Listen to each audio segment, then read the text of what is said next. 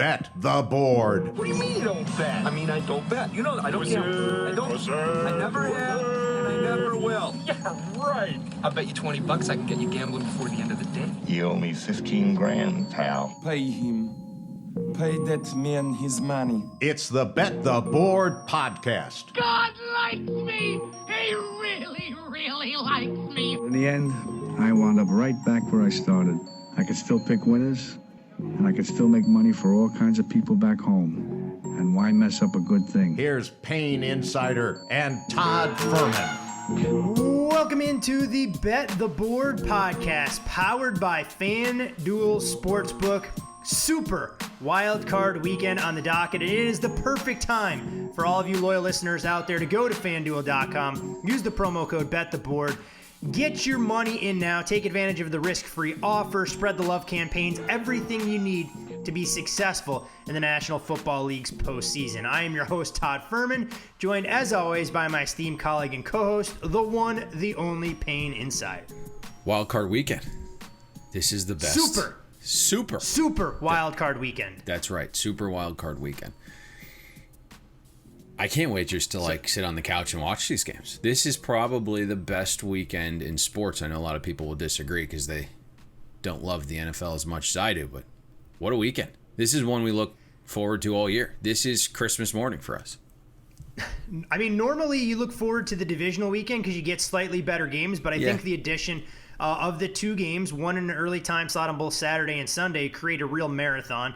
Now, we can get into the scheduling of those games. That's not going to detract from what could have been if we were the one setting things up. But still, 6 great games that are going to go obviously a long way in defining who has an inside track to ultimately hoisting the Lombardi Trophy, not, of course, named your Patrick Mahomes love affair in the Kansas City Chiefs. Well, you make a good point, because we talked about this off air, and I was like, what are we doing here with the scheduling of these games? Indianapolis, Buffalo should be the nightcap, and you said, well, you had Tom Brady and potentially the New York Giants. That was a big-time game, I guess, perception-wise and viewership-wise. You get the Big Apple team, and you get Tom Brady, so I kind of makes sense. And then Sunday, you have the Pittsburgh Steelers, which have a large following, and a decent little story with Cleveland making the playoffs for the first time in 17 years. So I get it. Yeah, I think so much of it goes into ratings and narrative, and there's no doubt the NFL won't openly come out and say it, but like you said, they had to be rooting for the New York Giants to get through, getting that major metropolitan market against Tom Brady. We know how Tom Brady has done against the Giants in a number of occasions in the past, and when you commit to it in the first quarter, hey, look, they at least have the GOAT. I'm sure sportsbooks aren't thrilled about that game being Saturday night, and of course we'll have John Sheeran on later who can potentially shed some light about liability that might be going to Tampa, but that's ultimately what we have. And of course, with Seattle and the Rams, you couldn't have that early on Saturday because of the West Coast. So we're left with Buffalo and Indy, arguably the most intriguing game of the entire weekend to kick things off.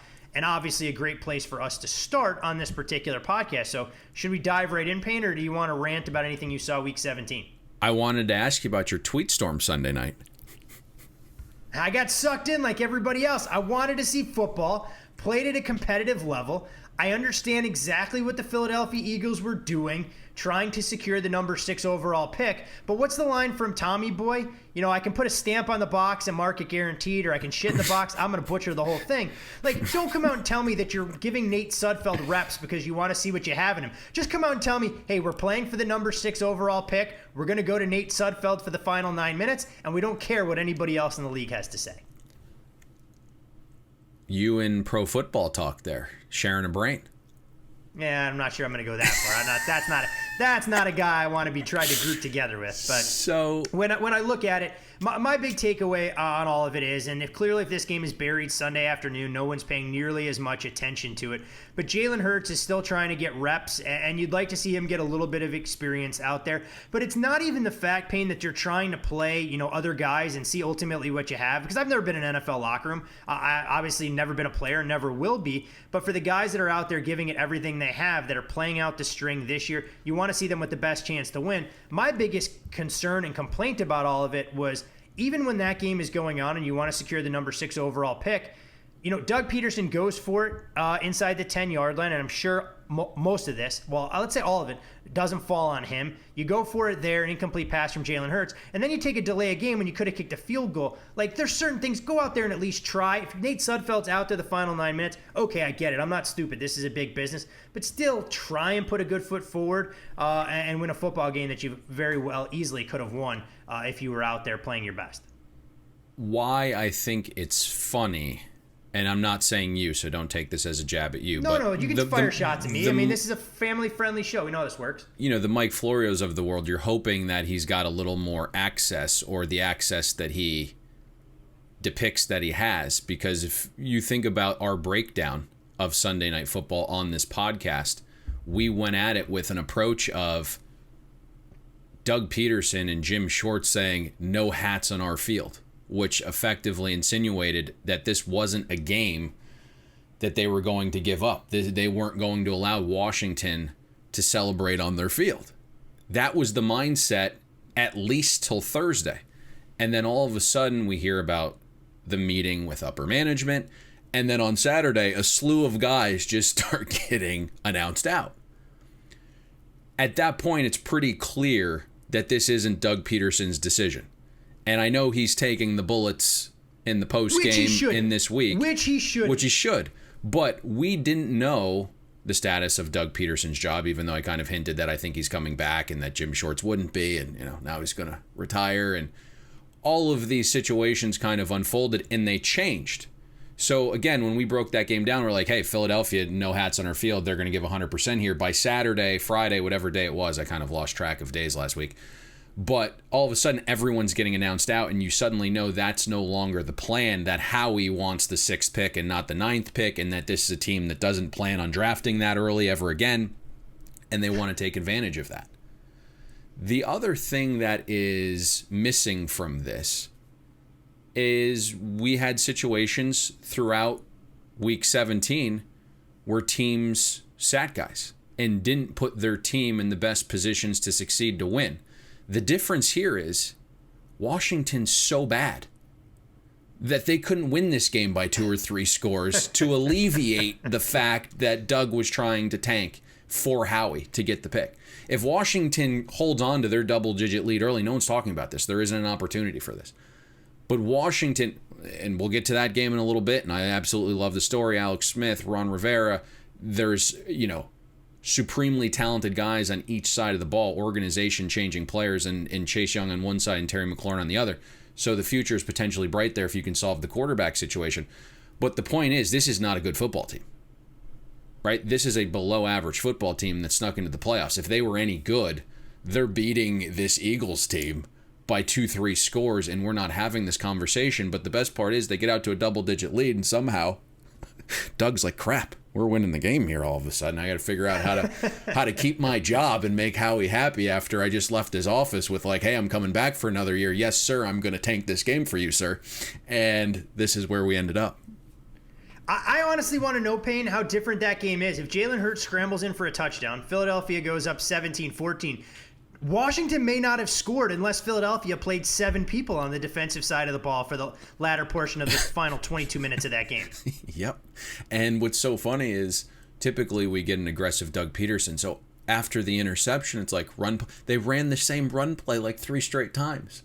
And the field goal was the dead giveaway, right? Why you are a Doug Pederson and you typically go for it in those 4th and medium situations and, plus territory, or you're at least not kicking a very makeable field goal from 51 yards. That was the shaky part for me. But my understanding was that Nate Sudfeld was absolutely getting reps in this game based on Saturday's information.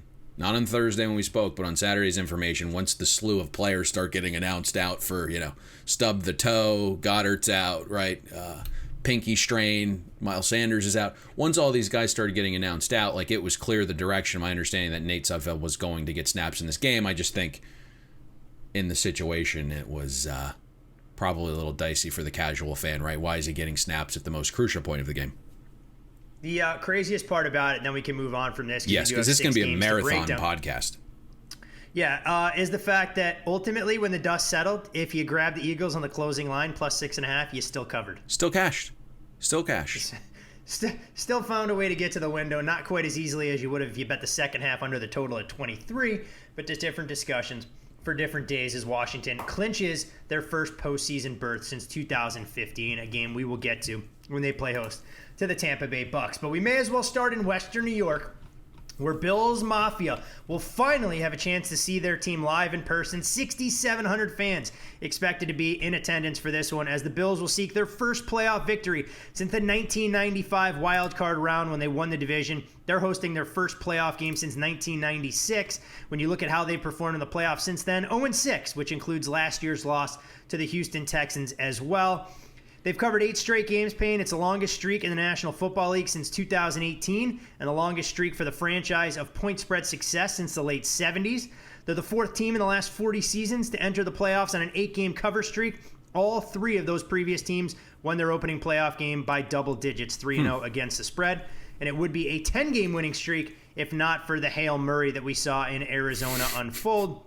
Meanwhile, Indianapolis, this is a team that failed to cover the number in 3 straight games. First time all year, they'll actually go into a football game as an underdog. The only other game that was close was when they were right around a pick'em week 16 against the Pittsburgh Steelers.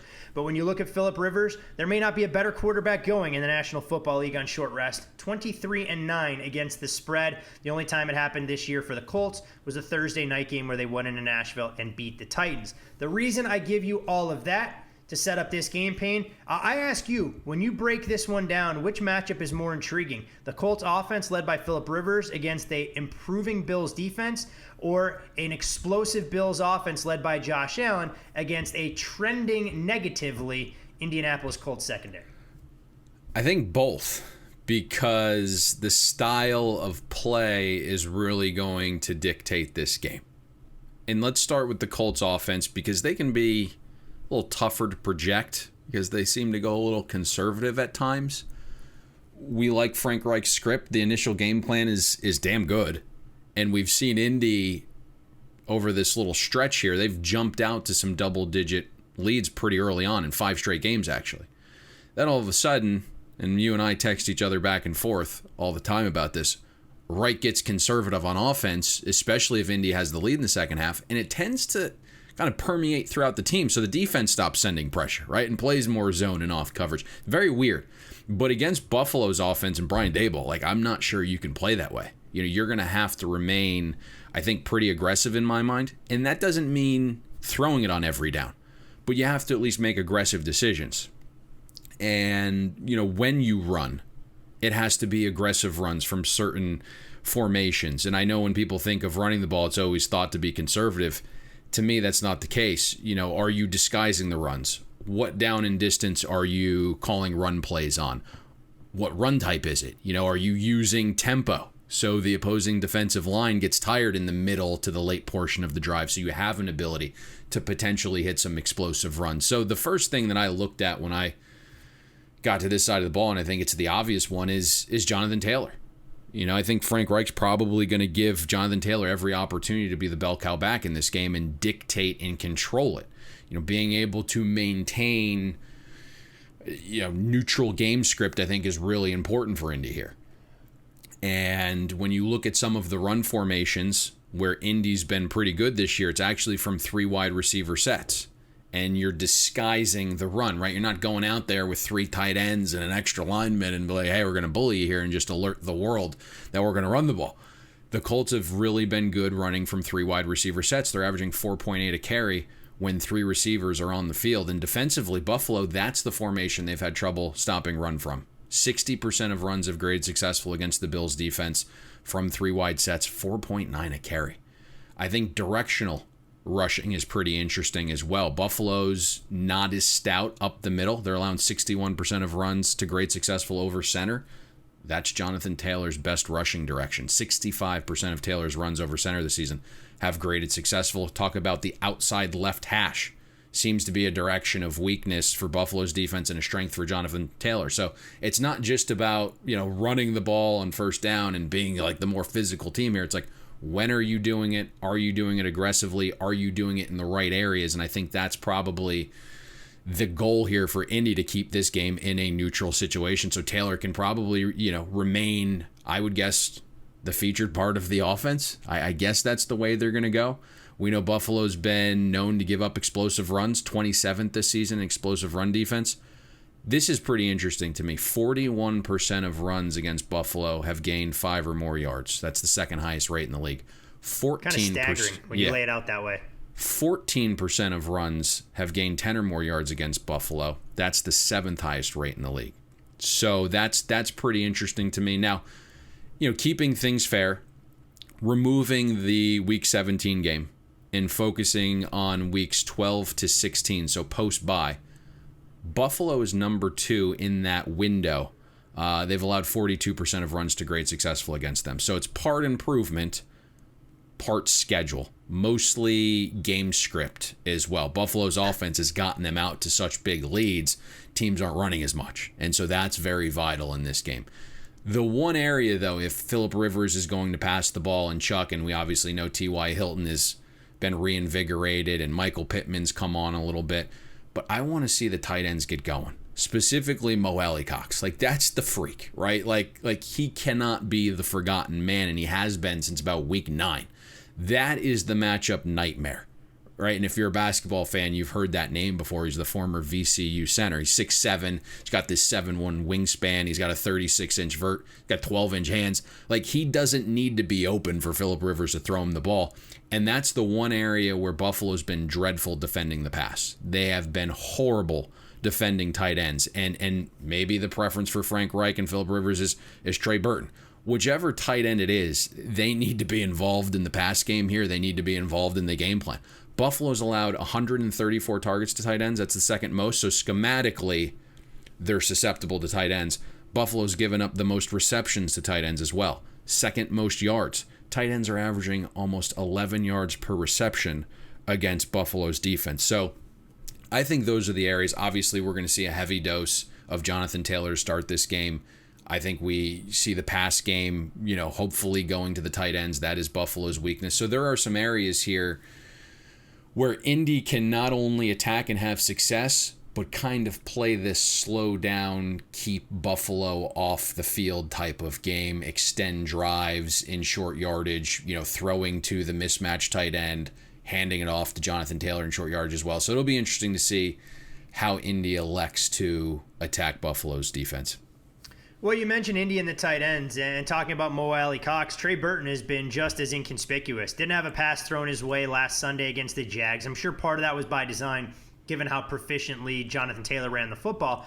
But in his last 5 games, he just has 5 catches for 37 yards. Maybe this is the breakout performance that we've been looking for from the Colt tight ends on a variety of ways. And you mentioned game script. We saw the Colts employ something similar last year when they beat the Kansas City Chiefs as bigger underdogs than this. The most effective way for them to protect their defense was playing keep away. We'll see if they'll be able to do that. And I think it's extremely important when you look at this Buffalo Bills offense that has been downright outstanding under Josh Allen's leadership. Over his last 5 games, he's been well over 100 in terms of his passer rating. The early down passing success has been incredible, and you were the first one to hit on this early in the season. Payne, he's completed 72% of his first down passes and averaged 9 yards per pass attempt. When you look at Stephon Diggs, 57 of the 70 passes thrown to him on first down for 812 yards, 5 touchdowns, and more than 11 yards per target. Clearly, Buffalo knows they need to throw the football to be successful because you're not going to be able to run against this Indianapolis front. And I have to believe, given what we've seen from the Colts secondary, Buffalo should be licking their chops in terms of what they'll be able to do over the top.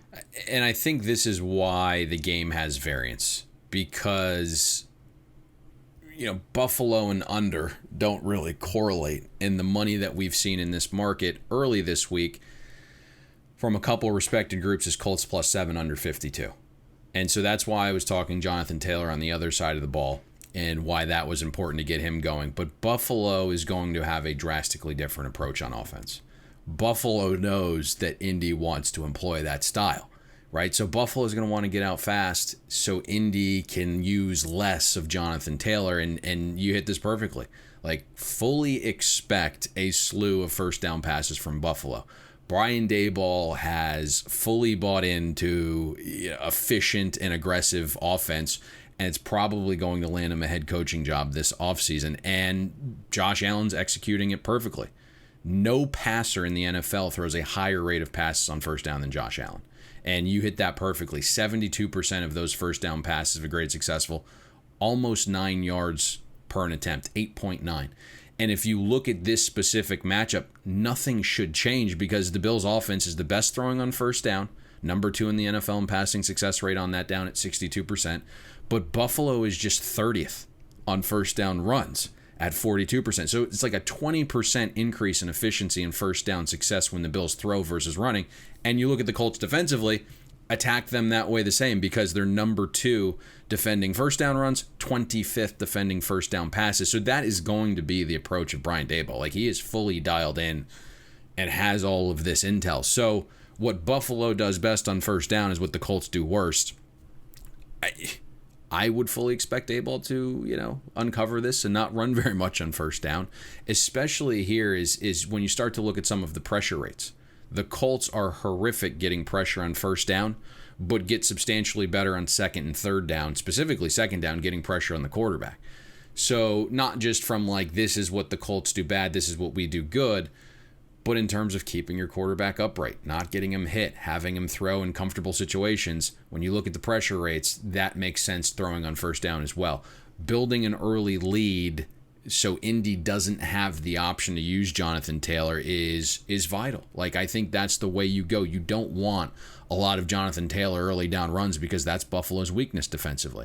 And Todd, you start to think about how some of these teams are built defensively, from Kansas City to Green Bay and obviously Buffalo's defense. They're built on the secondary and pressure up front. They're built that way because they believe, right, their opponent is going to be playing from behind because their offense builds leads for them. So to combat that, you need to keep games in these neutral scripts, and that'll be the challenge here. And ultimately, I think that's probably why this is a live bet game. Matt Eberflus is really going to have his work cut out for him here, I think, to slow Buffalo's offense down. But maybe he comes up with that home run game plan we've seen once or twice against elite offenses. You kind of hinted at that at the top, something similar maybe to what we've seen against Mahomes and the Chiefs last year. But I just think Brian Daboll is so good at adjusting at what you throw at him. Right? There's been situations earlier this year where he's literally like drawing up plays in the sandbox to adjust. And we saw that in the Sunday night game against Pittsburgh. And candidly, like, the Colts defense to me is a shell of itself. And think back to when everyone was like yelling about Indy being number 2 in defensive efficiency. And I love Indy more than anybody, okay? Like, there's a reason for that. But I was like, pump the brakes, right? This is not the second best defense in the NFL, not even close. And then, you get everyone screaming back at you, and it's like, efficiency is schedule adjusted. We look at so many things to gauge these teams. Sometimes you can pinpoint underlying things within the metrics, and candidly, a lot of the public sites don't factor in schedule enough. We don't believe, not even close. And sure enough, Indy ends the regular season 12th in defensive efficiency for the entire year. But when you start to break down their performance in terms of trending metrics, the Colts defense has been horrific since like week 9. Trending data from weeks 9 through 16, the Colts are 30th in passing success rate defense, 25th in explosive pass defense, 28th in rushing success rate defense. Now, I am going to keep it fair here, right? Like, look at both sides of the coin. Why is this happening? Certainly the schedule increased in toughness. But from weeks 9 through 16, the Colts faced the toughest schedule of passing offenses. So that accounts for some of those regressing numbers. The third toughest schedule of explosive passing offenses. But that's the level of competition Indy's getting here, right? So that's the comparable, right? Knowing that they have regressed against good offenses, well, boom, you're getting Buffalo, number 1 in passing success rate, number 2 in explosive passing. So that's why it's important to bring that up.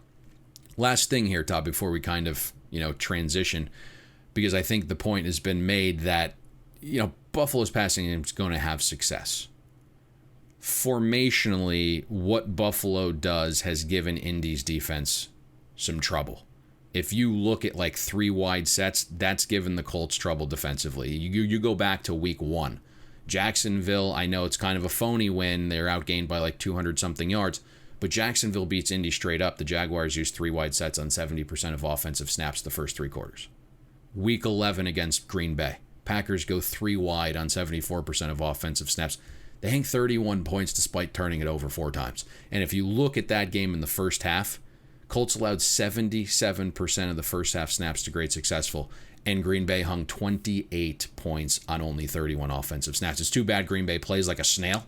Slowest first half pace team in the NFL. Had Green Bay run 40 plays, they would have scored 35 points on the Colts in the first half. Week 16, Pittsburgh comes from behind 24-7 in the second half because they use 3 wide sets on 82% of their second half snaps. And I bring that up because Buffalo uses 3 wide sets on 75% of their snaps the first 3 quarters, second highest rate in the league. And just looking at some of the data, even Buffalo goes 4 wide, something that Indy does not face at all. So I think the matchup on that side of the ball is very difficult for the Colts. Should be one hell of a game. Do have to ask you, though, about Buffalo and the receiving core. We know that Stephon Diggs is the headliner there. John Brown burst back onto the scene after missing some time. But some questions about their third option. We know Cole Beasley isn't 100%. They signed Kenny Stills. We saw Isaiah McKenzie get involved. Regardless, you think as long as they have that 1-2 punch of Brown and Stephon Diggs, it really doesn't matter who operates the slot? Or how much should we be concerned if Cole Beasley isn't 100%? Well, we've seen what the offense has looked like through stretches early on in the season without Cole Beasley a couple times. He's certainly someone you want there. But we do get John Brown back, who is explosive, who can run underneath routes, and he's really been the big addition to the offense, right? When you look at some of their games when they've struggled, it's because they haven't had him. But you also look at some of the other receivers, like Gabriel Davis at times this season has been the number 2. So saying, hey, go be the third best wide receiver this week, like that's not going to be a problem for him. We've seen Isaiah McKenzie last year. I mean, the guy looks like he's shot out of a cannon anytime he touches the ball. Finally, he has this larger role last week, and against the Dolphins in a must-win game against their elite corners is torching them. I mean, that guy is a dynamo. So there are other weapons here. And then we saw, obviously, the signing of Kenny Stills. That's just kind of an added bonus. We'll see what happens with Cole Beasley. I think it's a long shot that he's 100%, but let's see if he's even out there this week. Who knows? I don't know what the market's going to do. I haven't had any intel on Cole Beasley, but it feels like as good as he has been for them, there are some other weapons there that certainly can pick up the slack for Cole Beasley. And is candidly as good as Brian Daboll's been, it almost feels like, hey, just put the guy here and I'm going to make it work kind of thing.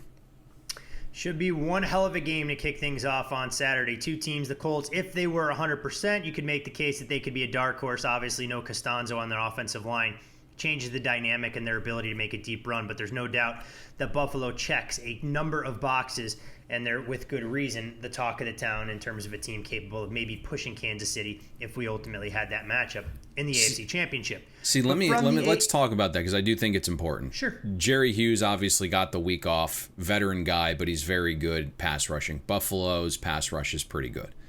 But they signed a veteran guy last week, Jared Valdir. And I know what the talking heads have said, and obviously I watched that Colts game live, and there was discussions about him not being 100% in shape since they signed him, basically off the scrap heap. He was I believe, a high school football coach, but he kept himself in such great shape. He's older, but I think for a short little run, he's a solid player and better than anything they had. Like, he had been a very, very good lineman. Now he's like 34 years old. But I thought he performed really well last week. And if you look at some of the pressure numbers, Phillip Rivers only pressured 14% of his dropbacks last week. Jared Valdir filled in admirably for the first time playing a live football game in a year or so. So I think that's actually an upgrade compared to what they had. Now, it's not an upgrade over Anthony Costanzo, obviously. But in terms of what they were potentially going to put out there, it's an upgrade, and I really trust Frank Reich saying, hey, I'm going to go pick up this guy who's a high school football coach. He's better than anything I have right now. I'm going to trust his judgment on that. And in at least the first week, the metrics kind of bared that Valdir was an upgrade. Going to be interesting to watch, no doubt about it, when you look at the way this game will play out Saturday early morning out here on the West Coast, not so early for you folks listening on the East Coast. Into the afternoon slate in the NFC, Payne. The Seahawks and Rams will renew acquaintances. This time, Seattle listed as a 3.5-point favorite at FanDuel Sportsbook. Total on the game sits at 42.5. And if John Wolford does indeed get the start, which we'll discuss, Since 2002, quarterbacks making their first playoff start versus quarterbacks who are not making their first playoff start, which of course would be Russell Wilson. 13-32-1 against the spread, 15-31 straight up. This will be the second playoff meeting between these division rivals. The last one came way back in 2004. And when we look at the last three meetings between these teams, they've been slugfests of the utmost. 23-16, the Rams winning the first installment, the Seahawks returning the favor with a 20-9 victory in their own building. This will actually be the first time the Seahawks will play a home playoff game since 2014. It's been a little bit there. And when you look at the Rams, they've thrived as an underdog, which you'd expect a team to do knowing how good they've been defensively. And I think Payne, for this game, that's probably the most logical place to start because they're the known commodities. Seattle's offense against the Rams' defense, which is setting the league on fire under Brandon Staley's leadership. The group allowed the fewest points, total yards passing, touchdown passes, and first downs in the league. Enter Russell Wilson and this new-look Seahawks attack. Yeah, let's get this side out of the way. And we've talked, I think, a couple times over the last month or so about the ever-increasing run rates by Schottenheimer and how he's basically neutered the Seahawks offense. And this change came at a time where Seattle blew that double-digit lead to Arizona on the road and rushed through a couple of costly picks late. Okay, I get it. But, I mean, not many teams have the luxury of having Russell Wilson, so I'm a fan of using that guy. But from weeks 1 through 7... Use your weapons. Yeah. From weeks 1 through 7, Seattle passed on first down the first three quarters 57% of the time. It was the second highest rate in the league. From weeks 8 through 17, the first down pass rate the first three quarters by Seattle is nearly 10% lower, and... guess what happened? Seattle went from averaging almost 35 points the first 7 weeks to barely averaging 23 from weeks 8 onward. So, Pete and Shoddy talked a good game this offseason about throwing more, and they were getting some analytics guys in there, and Russ was talking to guys, and he was trying to encourage Shoddy to throw it, and they went out and picked up a couple receivers, and it's, the whole mantra, let Russ cook early. And then all of a sudden you blow the late lead to Arizona, and Pete and Shoddy turtled up and went back to their ways. And you look, even when Seattle passes now, it's far less aggressive. So, the first 7 weeks that we talked about before, Russ finished those games with an average completed air yards below 7 one time. From weeks 8 onward, only one time has Russ finished a game with an average of 7 completed air yards. So not only are we not throwing as much, we're not being as aggressive when we throw it. Now, I think some defenses have figured out Schottenheim a little bit, and he hasn't been able to counter that adjustment. And so hopefully a lot of the teams that we're talking about bringing him in and making him a head coach kind of pick up on some of this stuff. But teams have gone to a lot of too high safety against Seattle. And I think Russell Wilson's been slowed down because of that, in addition to the, horrific and predictable play calling by Shoddy. Explosiveness is way down. First 7 weeks, Seattle was an above-average team in explosive passing. Since weeks 8 onward, Seattle's 26th in explosive passing. Touchdown rate is way down. You would hope, this being the third time you've played the Rams defense since week 10, that there is some type of wrinkle or a counter adjustment. But the Rams play a lot of too high safety, which has given Seattle trouble, and Shoddy hasn't adjusted yet. My guess is he won't, but you're hoping he is if you're a Seattle fan. Brandon Staley's defense has done nothing but surge down the home stretch. Number 1 in schedule-adjusted weighted defensive efficiency if you're into trending metrics on the season. The Rams are 3rd in defensive rush efficiency. Obviously important knowing Seattle's run rates have increased substantially. Matchup-wise on the outside, we've talked about this the other 2 times these teams have met. Worth mentioning again, but Jalen Ramsey has owned DK Metcalf. And as talented as Metcalf is, he's not fully polished yet. Ramsey is. Ramsey does have the size and the speed to match up. In the 2 games this season, Ramsey's held DK to 8 catches on 12 targets for 87 yards, no touchdowns. And when you look at the other side, Todd, typically Tyler Lockett is the quicker, shiftier, faster receiver compared to who's defending him. But you look at how the Rams are built, like they have 2 shifty, quicker, smaller corners in Darius Williams and Troy Hill. So it's almost like a good matchup on that side of the ball as well.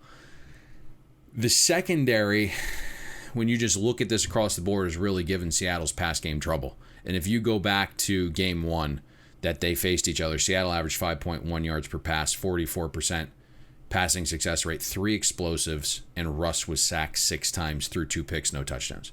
The second game against the Rams, Russ averaged 5.3 a pass, 46% passing success rate, only 2 explosives, was sacked 5 times, just 1 touchdown pass.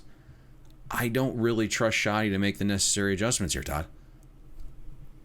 It's a big question. There's no doubt about it. When you look at the history between these teams, and now Seattle feeling like they have a third toy in their backfield in Rashad Penny that they've been so superfluous with their praise, it leads you to believe that they think they can run the ball into a brick wall regardless of who they're playing and only have to throw the ball in third and intermediates. I don't think, much like you, that that's a great recipe for success. But we've seen it time and time again, and to ask a Tiger to change its stripes against a familiar divisional rival, I feel like we're only deluding ourselves if we think Seattle's going to come out there with 4 wide receiver sets and try and chuck it all over the yard. Especially when you think about the result, right? To me, Pete and Shoddy are result guys. They're going to say to themselves, hey, we employed this strategy last time. We won by double digits. Let's go get it. But the reality is, if you dig into that game a little bit more, you have the Rams turning it over before half inside Seattle's 20 or 25, I believe, off the top of my head. You have the 4-down stop at the 1-yard line where the Rams don't score, and then you have the late touchdown to balloon the game out. So Seattle really didn't do things in that game to be like, hey, this is the strategy to employ. Let's attack this thing again, in my mind. But we'll see. No, I'm right there with you. And when you look at this Rams team, clearly the defense has not been the issue. It's instead been the offense that's been sluggish at best. They've now gone 2 consecutive games without an offensive touchdown. The Week 16 loss against Seattle, where they hung 9 points, and even last week against Arizona. Now, that was with a different quarterback, and I think that's clearly the biggest storyline here, Payne. John Wolford getting the nod, or Jared Goff, recently removed from thumb surgery. If you believe Robert Woods' comments that came out of practice yesterday, he said that Goff was throwing the ball with velocity. It had a little bit of a spiral. No idea if that's a player just trying to help provide a smokescreen, because there's clearly a reason Sean McVay doesn't want anybody disclosing what they've seen, and he won't share his starting quarterback. When you look at Wolford, he generated 287 yards of offense in his NFL debut. Like we said, the defense actually outscored the offense. Was throwing the ball downfield, but his legs were the biggest variable here. 6 carries for 56 yards and barely generated a Pro Football Focus grade above 70 for his effort there. But to Wolford's credit, he's the first quarterback in NFL history to throw for 200 yards and rush for at least 50 in his NFL debut. What does that mean? In my opinion, absolutely nothing. It's just fun to share.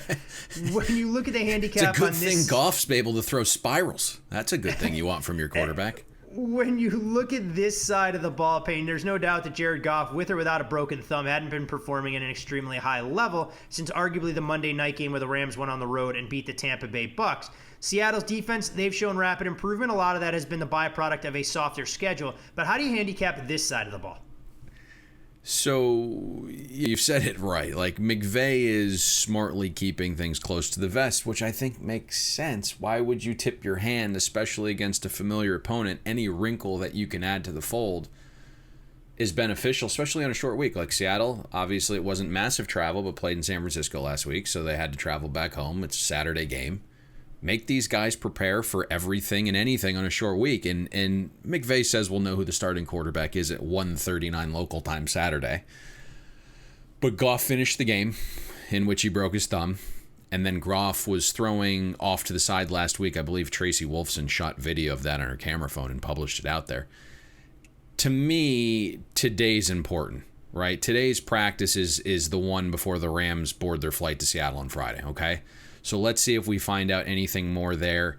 Yesterday's practice did look good. Goff was throwing it. He was taking some simulated shotgun snaps from a couple yards away. But obviously, like, the difference here is, Goff's going to have 3 pins in his throwing thumb, right? Most other injuries you can shoot up. Quarterbacks obviously need feeling in their throwing hand, so you can't shoot the thumb up.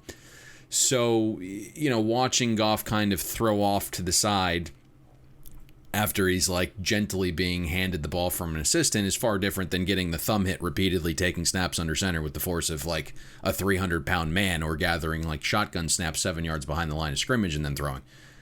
it'll be interesting to see what this injury does, right? Does McVay say, hey, like, we can't take snaps under center? Well, you know what?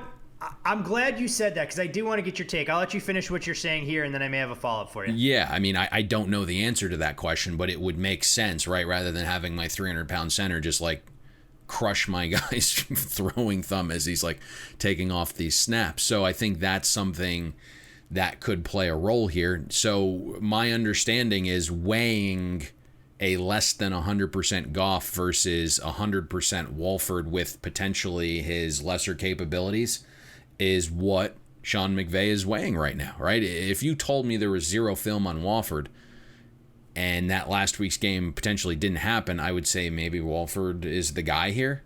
I'll be candid. Like, I know both you and I have received some conflicting reports, and I know McVay is treating things like Fort Knox this week.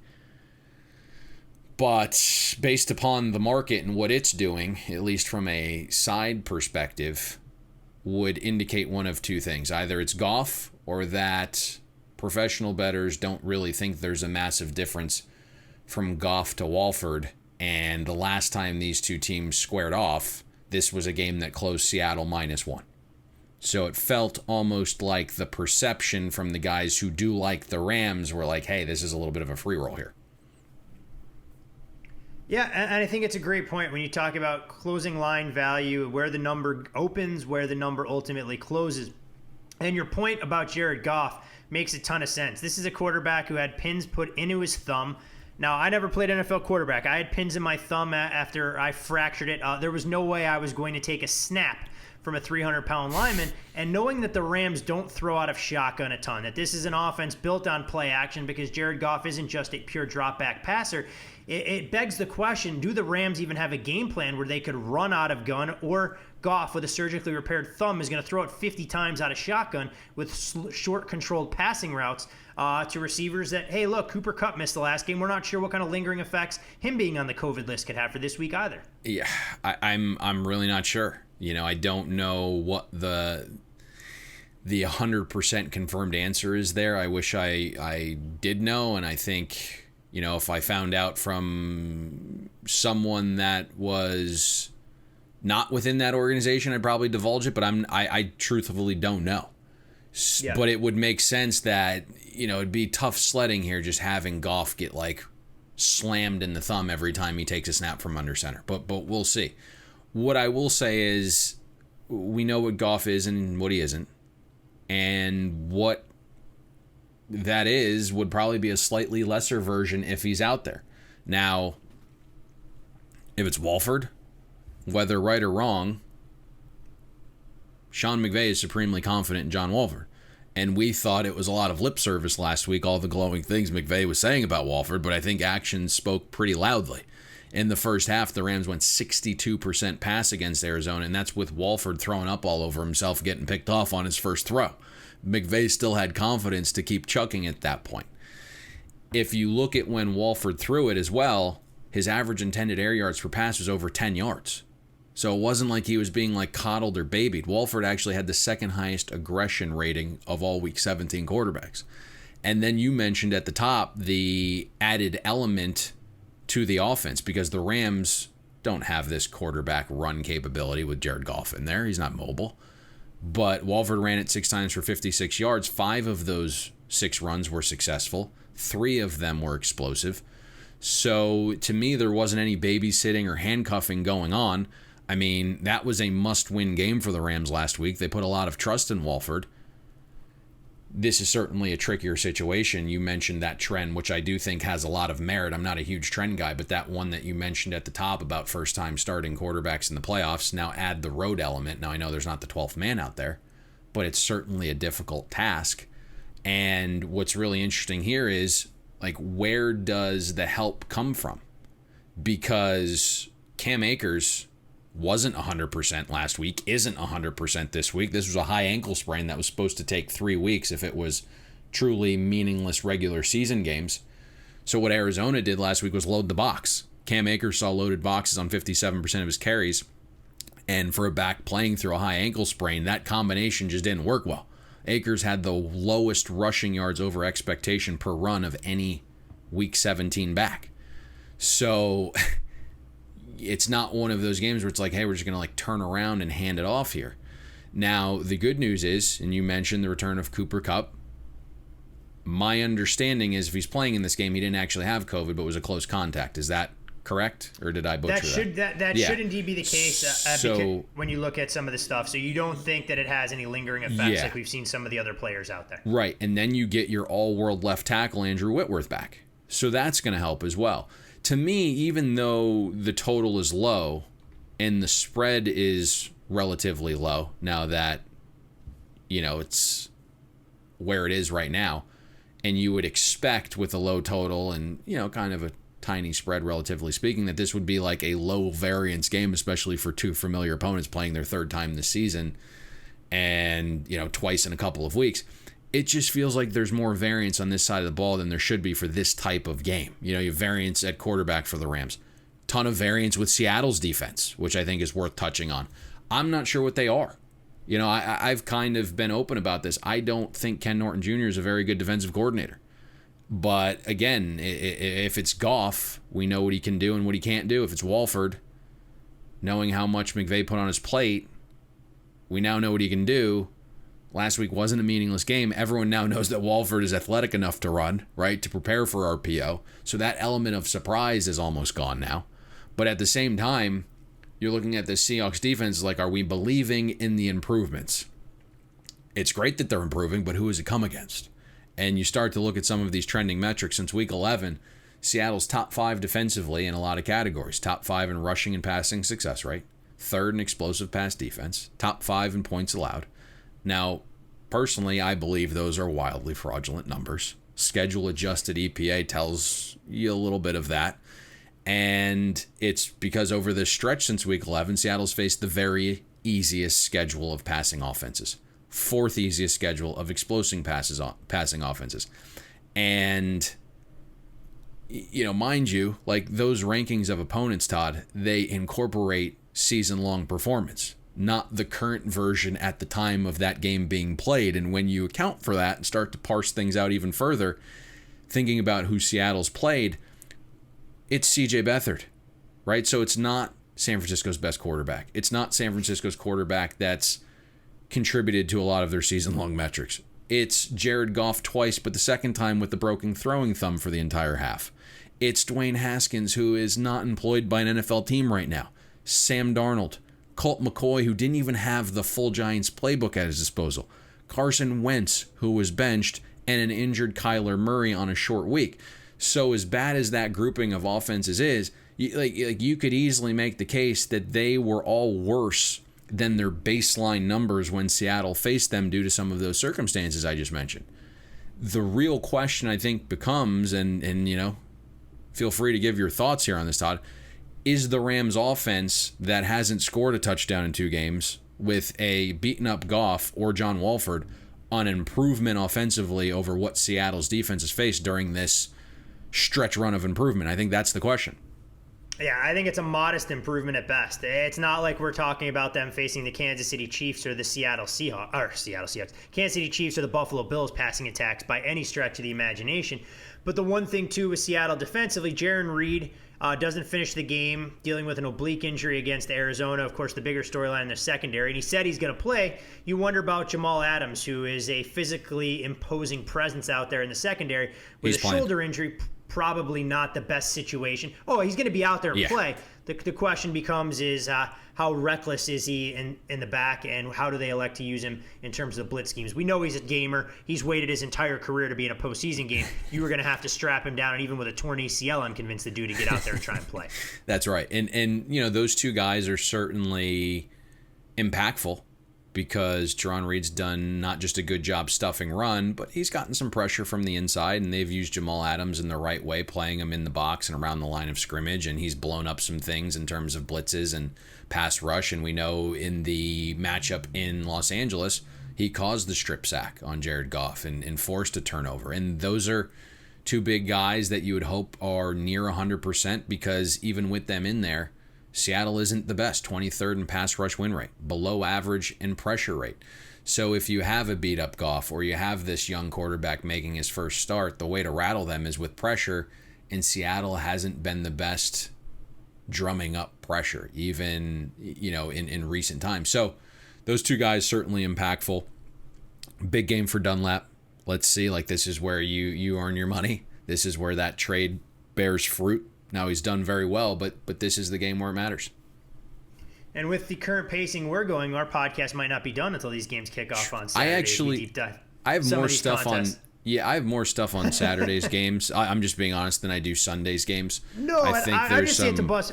I just say it to bust balls because I think we've done an excellent job trying to hit on some of the marquee matchups, and I know our listeners out there going, man, is there a matchup out there that these guys haven't uncovered? We will not get into who has a better equipment manager for any of these games. That's one area that we'll leave to them to try and figure out entirely on their own.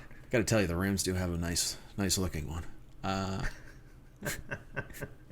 Oh my God, I'm not even gonna take that bait. But I'm sure there's somebody out there, Payne, if you'd like an introduction and a date in the off season, we might be able to have that arranged. I'm good on the arrangement possibilities there.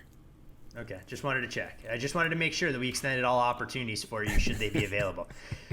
Saturday night, Bucks and Washington, a game that I guess on the surface doesn't have a ton of intrigue when you look at one of the bigger numbers for the weekend. Tampa, a 7.5-point favorite at FanDuel Sportsbook, total in the game 44.5. The Bucs will make their first playoff appearance since 2007. That's exactly what you bring in Tom Brady for. They haven't won a playoff game since their Super Bowl victory in 2002 with John Gruden at the helm. When you look at Tom Brady, he's played 8 playoff games total, and this stat was wild to me, on the road during his illustrious career. 24 playoff games at home, so we'll see how he handles that. 8 of the Bucs' 11 wins this season have come by double digits, Payne. Only the Ravens have had more such wins, but the Bucs have struggled against playoff teams, going 1-5 against them, 10-0 against teams that didn't qualify for the postseason. But you can make the case that the Washington football team may fall into the latter bucket. 492 points scored by Tampa, the most this season, breaking the franchise record set last year at 458. Meanwhile, Washington, they haven't been to the playoffs since 2015. They're the third team in NFL history to make the playoffs with a regular season record below 500. But since 2000, teams to make the playoffs at 500 or worse. 6-1 straight up. 7-0 against the spread in their first playoff game. Last time we saw it happen, Carolina ended up beating the Arizona Cardinals back in 2014. Payne, this game, we know. Can I bust your balls there? Of course. I bring these trends up so you can bust my balls, because I think a lot of people go, these idiots are talking about trends. That's my job here, to make you the smart guy and me to look like the idiot. I'm the dumb guy here. Trust me on that. I like surrounding myself with the smartest people. I'm the idiot. There is a trend, and I'm not... There is a trend, I believe, that wild card weekend favorites of 7 or more do quite well. So there's a combating trend there. Oh, trust me, if I went through all the stuff I dug through in the trend database to try and enhance some of these previews, for every trend in the positive manner, you can find a conflicting one. The only one is that I think actually has merit is the one that we talked about and you validated, talking about quarterbacks that are inexperienced going into the playoffs against experienced quarterbacks, because there's a lot of handicapping know-how that goes into that. These numbers ones, they're fun to talk about, but yes, I would not predicate a business decision on any of these numbers I'm sharing. When you look at the Washington offense against the Bucs defense, I don't think it's worth spending a lot of time here. We know that Washington's operating at a huge disadvantage at the quarterback position. We've seen the stories that Ron Rivera may play 2 quarterbacks this week. They have 2 weapons in the form of Terry McLaurin and Antonio Gibson you have to worry about. The Bucs don't have Devin White, who won't clear COVID protocol. But when you look here, I mean, what's the ceiling for Washington's offense? Yeah, I don't know. I mean, I think we're kind of all in the same boat here, whether you're, sharp, square, casual fan, someone digging into all the metrics. I think we're probably all in that same boat. Is how does Washington score or sustain some offensive success? And I'm even asking that question knowing, Todd, that I don't think the Bucs defense is as good as some of the season-long efficiency metrics indicate, which would...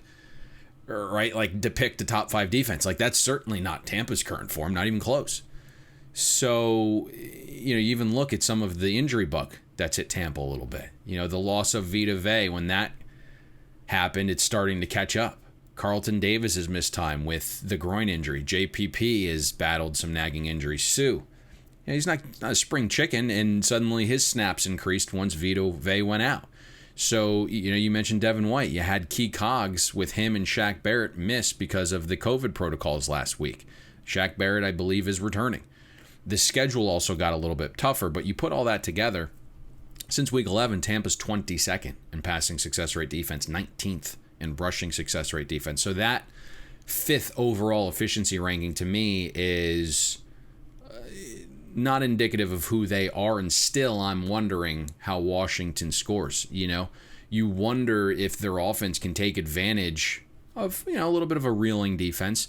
The Alex Smith story, as I said at the top of the show, is awesome. The level of respect I have for him is enormous. Ron Rivera battling cancer. I mean, no doubt Washington has all of the karma points known to mankind here, and they've fully bought in as a team. Everyone is playing for this larger purpose. I mean, if you're in that huddle, Todd, you've played sports before. It's like if you are in that huddle and you look up at Alex Smith, he's gone like one leg, or you look over at Ron Rivera, who's battling cancer, like you're giving 110% on every snap.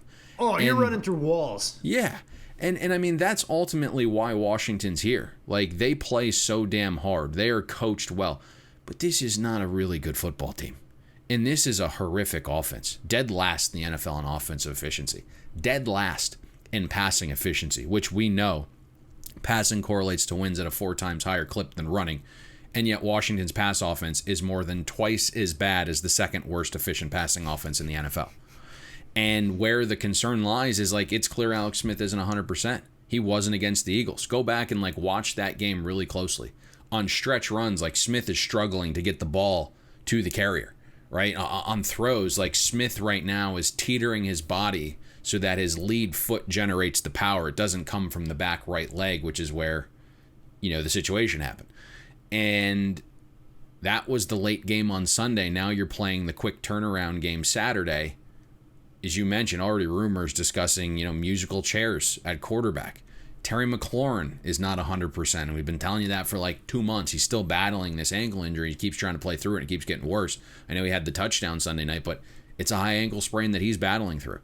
And where you have to be a little concerned even is with Tampa's regression defensively, the pressure is still constant.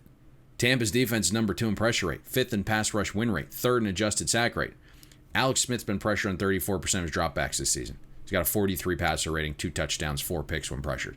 Todd Bowles loves to dial up the blitz. Tampa blitz is at the 5th highest rate in the league. Smith's completed 47% of his passes against the blitz. So that is the concern here, is that a pressure defense that mentally and physically, they're just different dudes along that defensive line. Getting pressure on Alex Smith, that could be trouble. The one area, though, and you didn't mention my guy here, J.D. McKissic.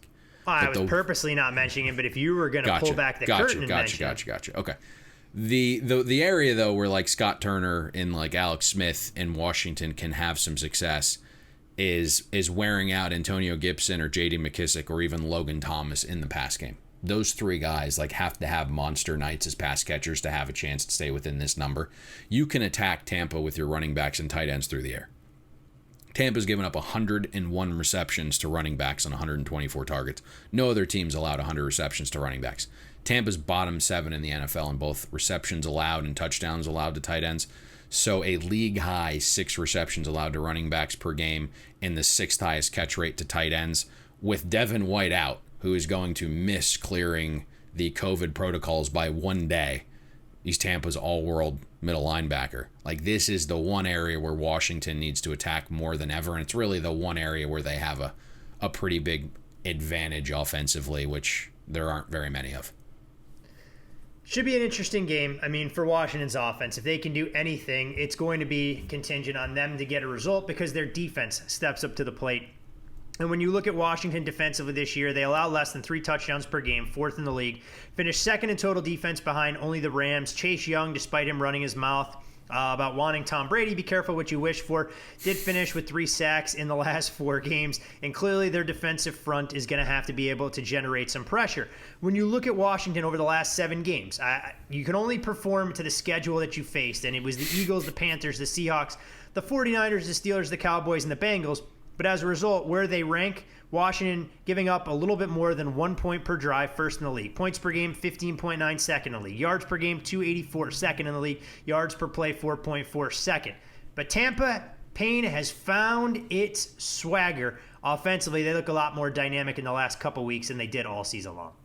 So the last time we broke down a Bucs game, Todd, if you remember, and you'll probably want to forget, but it was week 14 off the bye. And we had heard some rumblings about meetings between Bruce and Brady, and we fully expected Tampa's offense to change a little bit, right? More aggression on early downs, less deep bombs, and more short and intermediate passes because, heading into the bye, there was just like way too much running on first down, and then it led to predictable deep shots, which didn't have much success for Tampa. And sure enough, Tampa comes out of the bye against Minnesota. Nothing changed. I literally wanted to pull my hair out. Tampa passed on only 33% of first downs in the first half against Minnesota. Only 27% of first downs for the entire game. And even though Tampa won, what do you think? Did their offense look pretty wonky to you in that game? Yeah, I mean, Tampa's offense, for me, it didn't click, and I know it's against non-elite defenses, but I didn't see anything to get excited about from Tampa offensively until the second half of that Falcons game. Okay. And literally, if you look at this, because you mapped it out perfectly, from weeks 1 through 14, Tampa was running on first down in the first quarter 5% more than league average, and they were averaging just 3 yards per rush, which was the second lowest amount in the league. So let's do something a lot that we're really bad at, effectively, is what was happening from Byron Leftwich. And then someone got to Byron Leftwich. And, the sports space, I guess, is shrinking. Let me phrase it that way. And poof, the last 3 games, Tampa has thrown on first down the first 3 quarters at a 63% clip, the third highest rate in the league. And what do you know? 122 points in 3 games. Welcome to life with Tom Brady in New England for all those years. I mean, how did it take Byron Leftwich so long to figure this out? I don't know. Now, I think it's fine mixing in run early against Washington. Early, right? They're allowing 56% of runs to grade successful in the first half on first down. But that strategy, for the most part, has to be, attacking Washington in this game aggressively early on. Building a lead, I think, is vital aside from the obvious. But, against Washington, it's even more important because we know the halftime adjustments Jack Del Rio's been making. We hit on this prior to the Steelers game. We refreshed everyone's memories in our Sunday Night Football breakdown last week. So getting as much as you can early is pretty crucial. And regardless of the, outrage Sunday night and what materialized late in the Eagles game, Del Rio pitched another shutout in the second half. So the last 10 games, Washington's only given up 37 second half points, 3.7 points per second half the last 10 games. Pretty wild. The adjustments that, Del Rio's made had been pretty much out of this world. Washington literally goes from a defense that's below average in the first half to an elite defense in the second half. The other important reason to pass on first down if you're Tampa, Washington's pass rush struggles on first down. Much of the, success Washington has getting to quarterbacks comes on second and third down. And we think of Washington in this, pair of young defensive ends in Montez Sweat and Chase Young. And we look at some of just like the surface metrics and we say, hey, Washington's 6th in pressure rate and 3rd in pass rush win rate. And, but both those pressure numbers kind of dissipate on first down. Washington has a 25% pressure rate on first down, 5% below league average. But on second down, it's 41%, more than 12% above league average. On third down, it's 46%, 8% better than league average. And it's really important. So throw on early downs if you're Tampa, because Brady's splits are pretty staggering, right? He's completing 72% of his passes for 8.3 an attempt when he's kept clean. When pressured, 44% completion rate, 5.2 yards per pass attempt. So get him throwing on first down. Build that lead in the first half before Del Rio's adjustments come in. And then the obvious reason, Todd, right? Washington's offense doesn't have much punch. Alex Smith isn't 100%. Terry McLaurin isn't 100%. Throwing on early downs is important because if Tampa can build a lead and you try to watch that offense play catch-up, going to be struggle city, I think. I'm real curious to get John's take on this game because this is a number that we've seen kind of in that dead zone, 7.5 to 8.5, and ping-ponging all over. We know that this game is going to create a ton of moneyline parlay and teaser liability, so I'm curious to hear when we talk to him a little bit later in the show. how they're ultimately going to elect to handle that. But I guess the last question on this, Payne, that I have to ask you, is this a fair number given where it would be priced, or where it should be priced, excuse me? So let me be candid here. We're in that dead zone. It's a good spot to be, I would think. Although teasers come into play. We made this game 8.1. But that is with the idea that Alex Smith and Terry McLaurin would be 100%. So I don't think we would be at 10, knowing that that's a key number, but it's square as hell, and it is the late game Saturday night, and everyone's going to be chasing on Tampa. But I would think if you're an advantage teaser player, you're getting those in now, while you can still use a 6-pointer, getting down through the 7 and the 3 before it gets to 9.5 and the 6-pointer no longer works.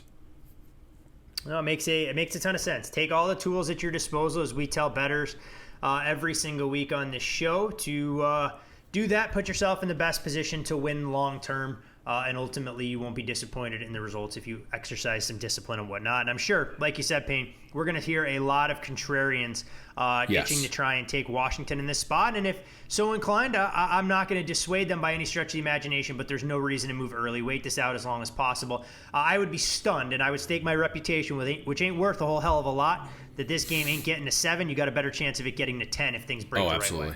Oh, absolutely. So be patient there. It would take a massive wave from about one person really to get that down to 7. Right now. It's funny. We joke about it all the time. If the game gets down to 7, you probably don't want to bet the Bucs. Yes.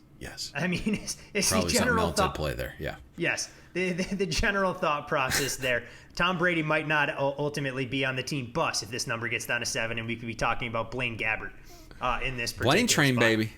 Our listeners love the Blaine train. He did throw a touchdown pass on the opening drive against the Detroit Lions. If it wasn't for a bevy of missed field goals and extra points, that game would have actually gone over the total of 54.5. But I digress completely.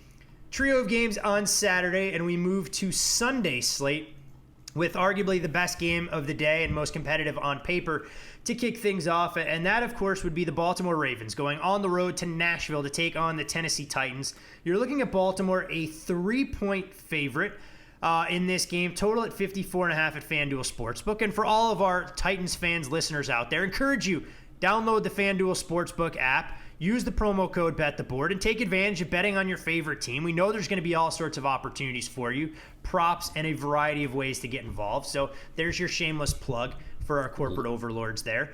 Link is in the description of the podcast. Just click it. Yes, it's clickable there. We'll tweet it out. We'll make sure that it's readily accessible for all the Titans fans that may be on the fence if they haven't bet games throughout the year, but it's a new year. You need a new out. FanDuel is the perfect spot to be able to try and take advantage.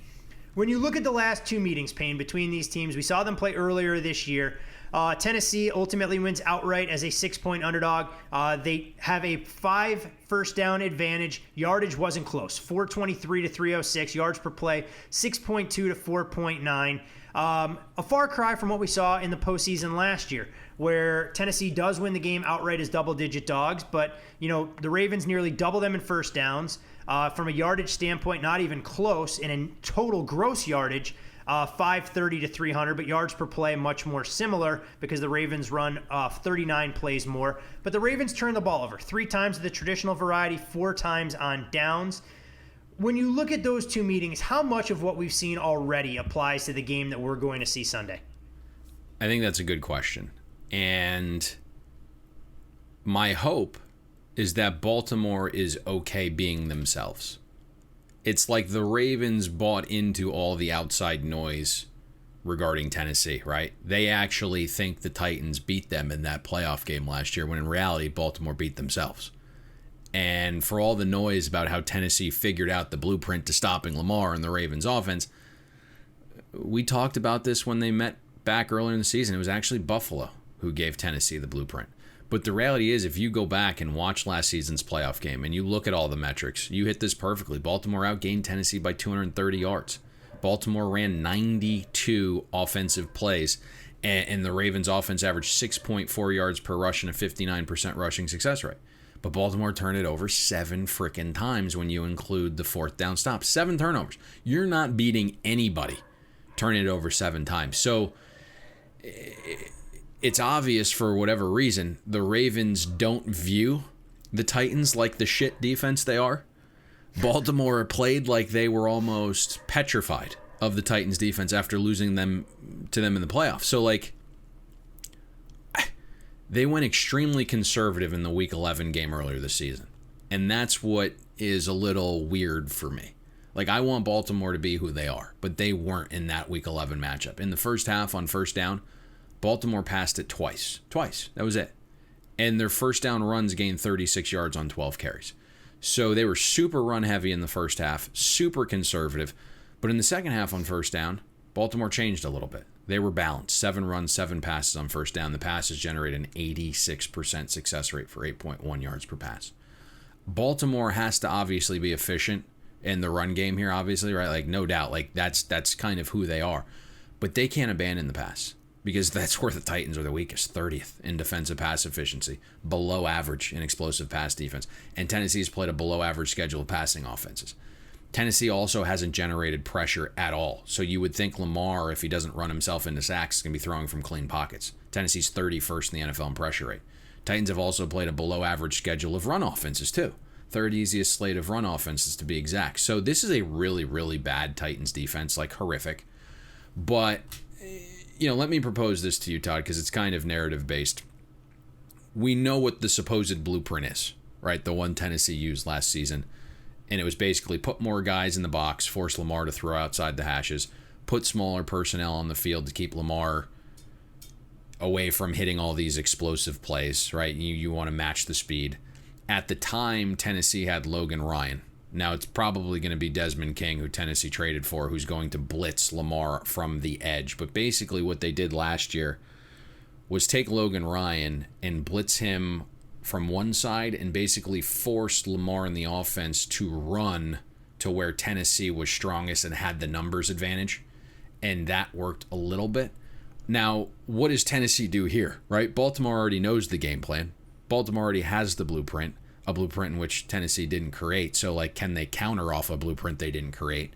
And again, it's narrative based, but Baltimore can adjust here. Baltimore can come up with something else. What's Tennessee do? Because in their mind, they're 2-0 with this approach, right? Like, is Tennessee going to change something here defensively?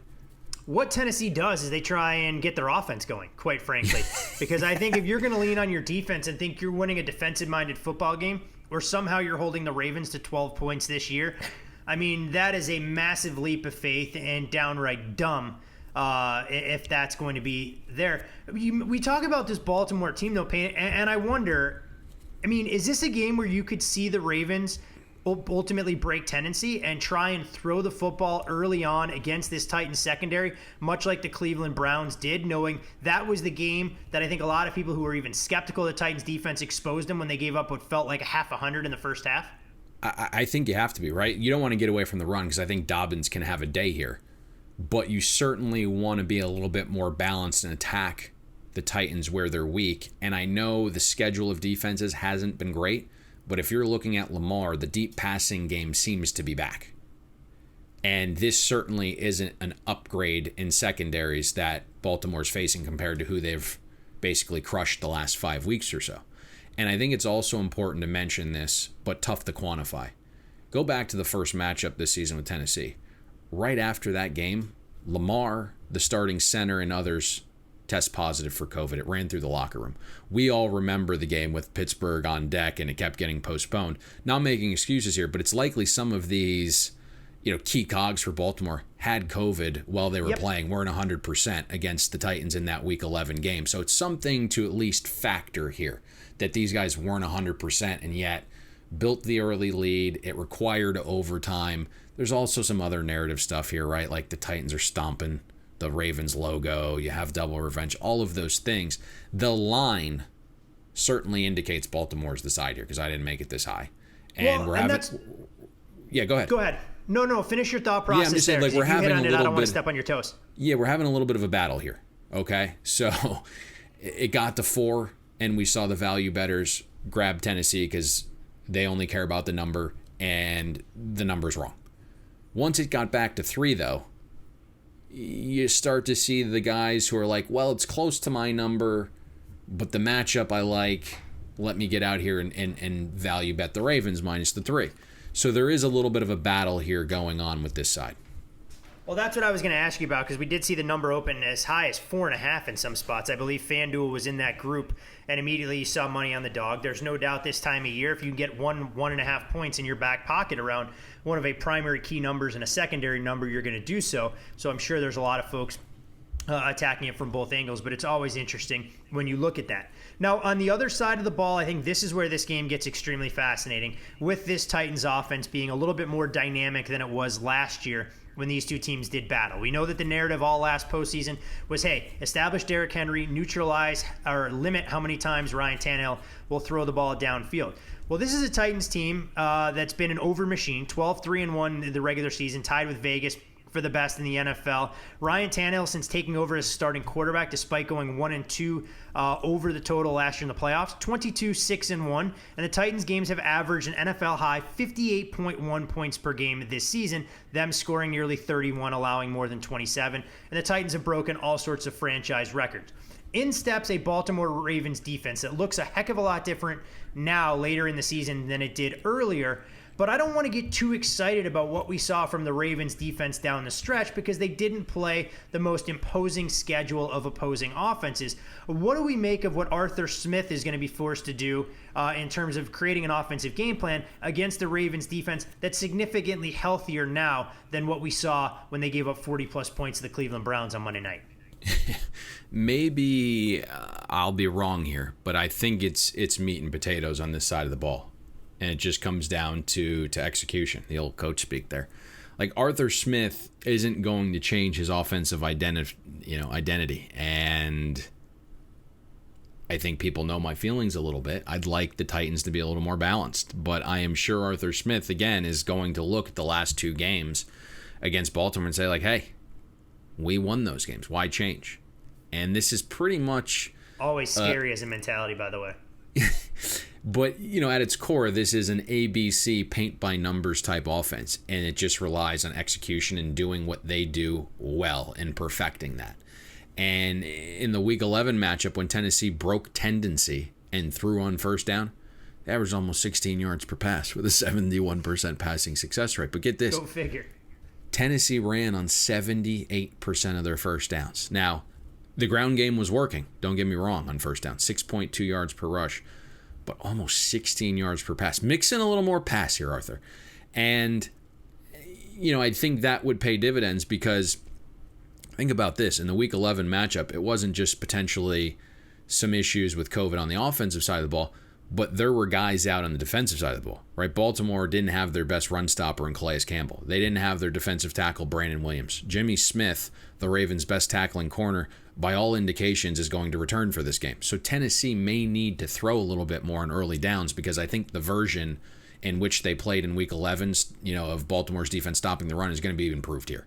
So, while I'm not calling for the Titans to, throw more on early downs, because I'm not sure they will, the key for Baltimore is being able to stuff the run on early downs, so you can then force the Titans' offensive line to be pass protectors instead of run blockers in known passing situations. And you can kind of overwhelm Tennessee's offensive line in that situation. You lost Conklin in the offseason to Cleveland. You lost Taylor Lewan. There were some other things within the offensive line that have downgraded year over year. And the Titans are 24th in pass block win rate. Baltimore is still top 10 in both pressure rate and pass rush win rate. So if you can get Tannehill throwing in known situations on third down and take advantage of where the offense is a little bit weak, which is the O-line and pass protection. And as much as I love Tannehill, where he struggles at least, or where he's not as good, is like most quarterbacks, right? Throwing in third and known, medium, third and long, known situations. But Baltimore's got to be able to stop the run to take advantage of that edge there, right? They have to tackle well. And it seems so basic, Todd, but tackling is really going to be a factor here. Because if you look at Derrick Henry over the last 2 seasons, 77% of his rushing yards have come after contact, And in terms of raw yardage, Henry's gained more rushing yards after contact this season alone than any other running back since 2006. Baltimore defensively, while they, again, were injured for a good part of this season, they've missed the second most tackles and are 28th in tackling efficiency as a team. So that's got to be different here, right? They're going to have to man up. They're going to have to tackle Derrick Henry. They're going to have to get him slowed down before he starts getting going. So I think big picture here is, can the Ravens stop the run on early downs? If they can, they'll get an advantage in pressure situations. A lot of the Ravens' ability to stop the run is going to be tackling. And I think finally we have to ask, if is the Titans going to break tendency on first down? If they do, they're going to hit some chunk plays here. They're going to negate throwing in known passing situations where they're not best if they throw a little bit more on first down. So those are I think some of the key factors on this side of the ball. You know, some of the numbers that you share with the Ravens, there was a reason they went out and tried to fortify that defensive line with Calais Campbell, Yannick Ngakoue, because they knew linebackers were going to be the biggest question mark. And if you're able to get through that first line of defense, you don't want Derrick Henry being dragged down in the open field by smaller defensive backs. There is no Ray Lewis yet in that Baltimore Ravens linebacking core, and Matthew Judon didn't have quite the season he anticipated coming in, down by his standards. So it'll be interesting on a variety of fronts to see how this game unfolds. When you look at that, you mentioned the number, Payne, and what we've seen on the side. Have you seen anything of note on the total that's worth sharing in terms of over-under action out there? Certainly, pretty high total here at 54.5. I've seen some under money come in at 55.5. I've seen some under money come in the first half at 27. It's scary from the idea that if there are a couple adjustments made, right? Like if Baltimore says like, hey, we're just going to be aggressive here. We're going to do what we do running the ball, but we're also not going to be conservative and we're going to attack weakness. And then all of a sudden you get Arthur Smith throwing a little bit more on first down. Then you don't want a part of this total. And that's the problem, is like, I can't exactly tell you what these offenses are going to do. But all of a sudden, if you get Tennessee just grounding and pounding it on first down, and you have Baltimore's defense a little bit better stopping the run now that Calais Campbell's in this game and Brandon Williams and Jimmy Smith is back, and then you have this fearful, scared Baltimore offense that comes out and attacks the way they chose to in Week 11, I can really see how guys decided to go under 27 in the first half. So I don't know the style of play that we're going to see employed here. And so that becomes extremely difficult when you're trying to bet a total when you're not quite sure of the style. Should be one hell of a game for all the reasons you outlined in Payne. Unfortunately, I have some bad news for you, at least one potential breaking story. Being Yankee fans that we are, it appears the Mets are aggressively pursuing who we thought was going to be our franchise-changing shortstop, who's currently a member of the Cleveland baseball team. Really? That is the latest breaking news now. The Mets aggressively trying to land Francisco Lindor. Makes complete sense. Sense. You got deep pockets. You go out there and you put star power in there. May make the Mets actually a force in the NL East going forward. 4 games down, 2 left to go, and the Sunday afternoon game takes us to the Big Easy, where it's the New Orleans Saints. I'm not going to cut you off here. I feel bad, but I don't have. So everyone's probably like marathon podcast, hour and 20 minutes, 4 games. These are the 2 games that I don't have a lot on. So these won't be as long or as labor intensive. Well, I just have to make sure that John is a man of few words as well when we get him on the mic. But, anyways, I might need a restroom break. I feel like this is the perfect intermission after we get through Game 5. So it'll come. If you need one, then you sure as hell know I need one. That'll come at that time. When you're looking at this Bears game, the Saints, a 9.5-point favorite at FanDuel Sportsbook. Total in the game, 47.5. We did see it peak at 48, trending down towards 47. As it pertains to the Bears, hey, full credit to them for getting to the postseason at 8-8. Their playoff probabilities were as low as single digits in the middle of the year when they were going through that Nick Foles experience. This is a team that, since winning Super Bowl 20 in the January of 1986, is only 6-11 in the postseason and 5-12 against the spread. New Orleans going to look a heck of a lot different this week than what we saw down the stretch. Drew Brees getting healthier. Alvin Kamara should return from COVID protocol. And Michael Thomas, who dealt with it, lower body injury for a majority of the season, should be back out there and healthy. Also, Payne, let's not sugarcoat it. This was a Bears team predicated on defense early on in the season. They've gone from number 3 in the league in passing efficiency towards the bottom of the barrel after week 10. Now, I know there are injuries that have played a role, but it doesn't get a heck of a lot easier with your defensive leader expected to miss with a dislocated elbow in Roquan Smith. Yeah, again, I don't have much on this game specifically because the number... Like, you try to make every case you can, I think, here for Chicago, but it just wasn't adding up for us. And the number is a touch high. Like, we made this one, I believe, 9.1.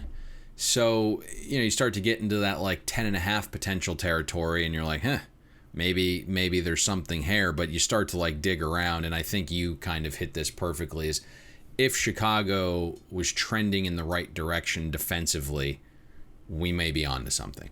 But that just hasn't been the case. And the first time they played each other, Michael Thomas didn't play in that matchup. So now there's an added element to what New Orleans can do this go-around that they didn't show the first time. And you hit this perfectly in terms of how bad the Bears defense has been. Since week 10, Chicago's 28th in passing success rate defense, 23rd in explosive pass defense. And I know Drew Brees isn't going to throw the ball downfield a bunch, but there are some playmakers here that can certainly exploit the Bears secondary. Now, Jalen Johnson got a light practice in yesterday, so it's important to monitor his status. Hopefully you can get another starting caliber cornerback.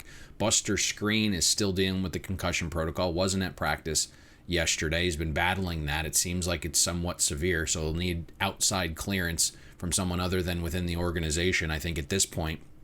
So, even the run game. You mentioned Alvin Kamara returning. This game is at the perfect time because I believe it was played Saturday. He wouldn't be able to go, but here we are on Sunday, and he's going to be able to go. Funny how that works, by the way. And the Chicago Bears all season long, while they've been decent stopping the run, they have been poor stopping explosive runs. That's pretty much Alvin Kamara's game if he's not torturing you out of the backfield, in which you alluded to. Roquan Smith, huge blow in the middle of that defense not being there. So while I don't think New Orleans goes up and down the field here, they're certainly going to have some advantages on offense. And again, it becomes similar to what we talked about last week, is with the Bears defense trending so poorly, can the offense and Mitchell Trubisky kind of play catch up here? Yeah, I mean, I don't think they can. I'm not going to take anything away from Mitchell Trubisky, who's led this offense to more than 4 touchdowns per game, a far cry from where they were with Nick Foles. But a lot of that has hinged on David Montgomery, who over the last 6 games has averaged nearly 100 yards per game and 7 touchdowns. One of the more interesting things, Payne, when I was reading about this, was people speculating that this Saints run defense was trending down. They had one poor game against the Philadelphia Eagles where Miles Sanders and Jalen Hurts both went nuts. If memory serves me correct, that was Hurts' first start or second start. So you weren't quite sure what that offense was going to look like. And the game against Kansas City, where they gave up, a decent amount of yards, I think a shade less than 170, that was by design. If you can force Kansas City to run the ball against you and take away the explosive pass, that's exactly what you need to do. So I think people making a mountain out of a molehill, to use a phrase that my dad used to love when I was a kid, that the Saints defense is suddenly vulnerable on the ground. They're going to sell out. They're going to take away David Montgomery. And if Mitchell Trubisky throws for 300 yards, potentially with a nicked-up Darnell Mooney, I'll tip my hat to the Bears for staying in this game from start to finish. Yeah, I think you touched on that pretty well. You are spot on, right?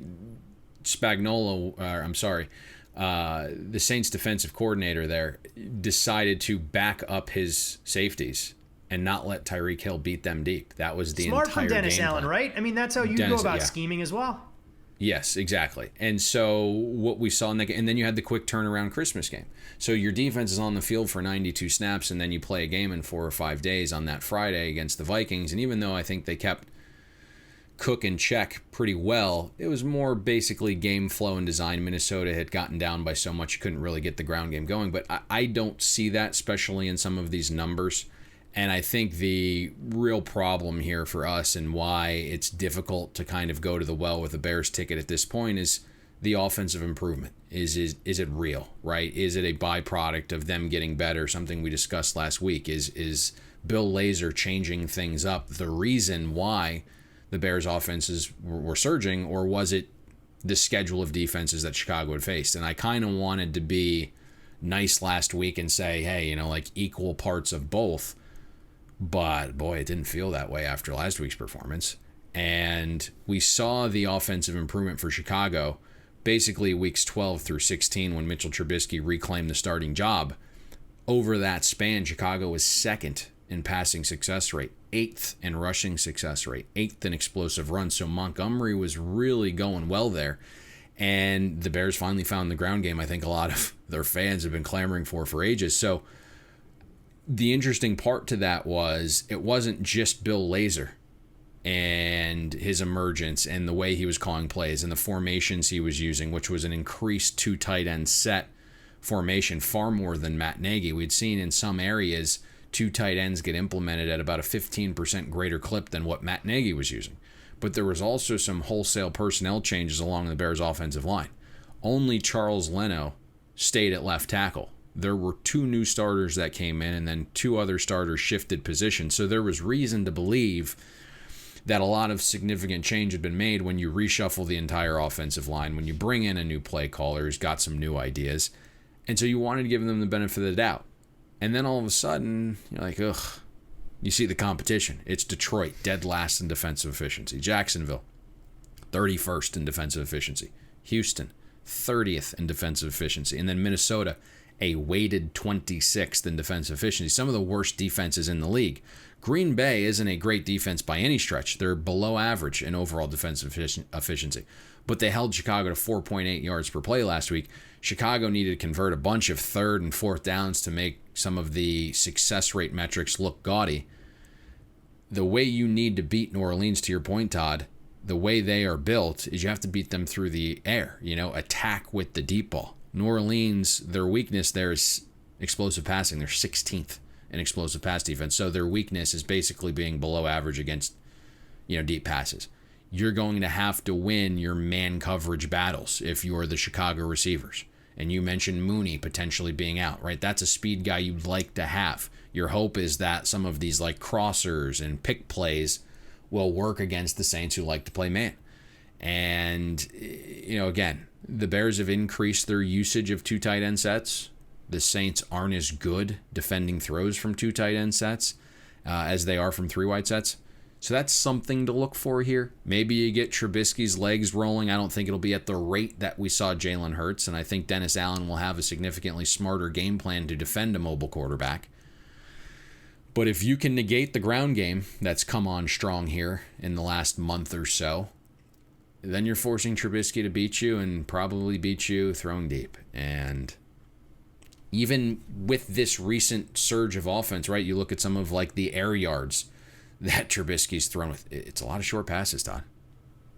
Yeah, I mean, the reality of it is, and you hit on the key points in that Green Bay game, the Bears made 5 trips inside the Packers' red zone. They scored 1 touchdown. So far this season, the Bears have scored touchdowns on 56% of their red zone opportunities, 22nd in the NFL. And if you mention a Saints vulnerability, because so much of their defensive success is built on their defensive line getting pressure, this team is ripe for the picking in the second. There's no doubt about it. When you look at Chauncey Gardner-Johnson, Janoris Jenkins, and Marshawn Lattimore, none of these guys are truly elite in their ability to consistently hold up downfield. But if the Bears don't have Mooney at 100%, who I'm sure would love to go into the Superdome being the Tulane product and a return home to put on a big show, Allen Robinson is relatively easy, all things being equal, to scheme for one guy compared to Mooney being the deep shot over the top, knowing Trubisky wants to work off of play action and rollout. So much like you, went into this game thinking, man, this is a big number. The more I dug into some of those Bears numbers, I'm not sure I'm willing to go back to the well after the Bears burned me last week against Green Bay, taking 6 in that spot. Yeah, I mean, listen, when you're looking at a game like this and you have a double-digit underdog, a lot of the metrics aren't going to look great, right? They're not going to look favorable. So you're trying to find that little edge here or there, and it's just tough to find one. It really is. And you're thinking about like game flow and matchups and even your number, right? You're like trying to hunt for value here. And it's like, okay, we made this game like 9.1, 9.2. It's like, okay, is like 10.5 enough to get you to value bet it? And it's like, I mean, how many times can we bet against Sean Payton and have him just drill us? So you're reluctant from that area as well. So I haven't done anything with this game quite yet. It's just not for me at this point. This is one of the games that I have about the least amount of intel on this week. Nothing wrong with that. Hopefully, as we've broken these games down, it's always time to get a fresh perspective on some of the things transpiring on the other side of the counter. Back this week from a brief holiday sabbatical, you can follow one of our weekly guests, John Sheeran, on Twitter at jsheeran1981. And John, hopefully the holiday season was festive for you and the family, and you got a little bit of a break from football before we go into the overdrive that is the NFL postseason. Thanks, Todd. Yeah, it was really good. Obviously, managed to get some time off for week 17. I pretty much took a pass at that week. But happy to be back at it this week and looking forward to the playoffs. Now, I know normally we have to avoid college football on this podcast because Payne starts to break out in highs, but I have to ask, since we have you on the show, how did bowl season work out for you guys? Happy with the betting handle or a little bit down from previous years, knowing some of the uncertainty, the cancellations, and the fact we just weren't quite sure who was going to be out there on the field for a lot of these teams playing in some of the minor games? Yeah, I think that sums it up perfectly. I mean, we were happy with the overall numbers, but I think there was definitely a degree of softness just down to those factors that you talk about. I think, COVID era, even some of the rescheduled games, and then obviously not knowing exactly what the personnel will look like on the day of the games was pretty challenging. And I understand why people didn't want to fire without having some certainty. But, what we did see was a big spike towards kickoff. And, overall, we were pretty happy. And, given the global pandemic and the way things are around the world, I think we're just pretty lucky to have all those games on that we got, and looking forward to the championship game on Monday night too. Can't argue that for a second, given everything that we've gone through, and a credit obviously to the NFL, as we've talked about in this podcast, being able to finish their regular season in the allotted 17 weeks, and we can only keep our fingers crossed that the playoffs will go off without a hitch. And as we look at the composite picture for the 14 teams remaining, John, obviously our listeners are always curious about where there may be a little bit of futures value and some opportunity. But I think from the bookmaker's perspective, it's always interesting to find out, are there certain teams that you guys have found yourselves rooting for or rooting against, given the teams that we'll have playing for the Lombardi Trophy? Yeah, I mean, we actually don't have, I was going to say we don't have the prettiest of books. I think of the 14 teams that are left, 6 of them are significant losers for us. The biggest one is obviously the Chiefs. We've laid them pretty heavily given the way that they've gone through the season. Tampa Bay Buccaneers at 10-1 are the second worst, as you won't be surprised to hear. We laid pretty hefty odds about them even before Tom Brady had made the switch. I think we were as high as 80-1 at one stage during the summer, all the way down to 10-1 now. But I'm not really too worried about Tampa Bay. Looking forward to the Super Bowl. But we'll probably find it difficult to get a really good result. Right now, the Saints would be the second or third best result after the Browns and the Rams. Payne, you see what you did? You let all your minions drinking that Patrick Mahomes Kool-Aid to put John and his team in a very difficult spot as we look at the way things could play out from now until the beginning of February. There actually was, I would say, about the halfway point in the season, some very sharp money that hit the Chiefs at about 5-1. And I think that caused the spiral. And then we've obviously seen, I think, as you alluded to, the recreational bettors. Why'd you call them minions? That was rude of you. Well, because that's what you're kind of. I mean, you have your minions as followers. You have, a stratification of your loyal audience that wants to do everything Payne says as it pertains to Patrick Mahomes and investing in him at every turn. Stratification. That's the word of the day. By the way, John, you should feel very welcomed here. You should feel very confident, like Todd used to when we used to do these interviews, provide like an outline, right? But now he just peppers you with random questions, knowing you're so skillful. And that's how we end up with college football questions on this podcast. I mean, if I put all the college football questions on the outline, Payne, I know you would nix them before we got here. And because John is a consummate professional, unlike some people around here, he enjoys the back and forth and creating that comprehensive discussion. Gotcha. Where are we going now? Is this the I'm NFL Wild Card Playoff podcast? Because you're taking shots, I'm going to let you ask John the hard questions. So the floor is yours. John, the stuff that everyone really wants to know here we go. Is what looks like the largest liabilities in play for the house this week, and any sharp action that our loyal listeners can take advantage of. Yeah, I think it's really interesting in its absence. We've seen almost no pro money at all this weekend. And I don't know whether we've done a really good job of setting the lines early, or whether they're waiting in the long grass for some of the late breaking news. And I think I have a fair degree of confidence as to which one of those it is. So no, not really a lot of pro money. I do expect, the two obvious ones to be the worst results of the weekend, particularly given the way that they're laid out as well. I think Tampa Bay, every parlay on Saturday will run into Tampa Bay. So even though right now it's about an 80% bias towards Tampa Bay and not the worst one, the worst one's actually Buffalo, with nearly 90% of the money on that spread at 6.5 coming for the Bills. I do expect Tampa Bay will be the key result for us on Saturday evening. If we can get a Washington cover or even an outright win there, we'll probably badly need it come that time around.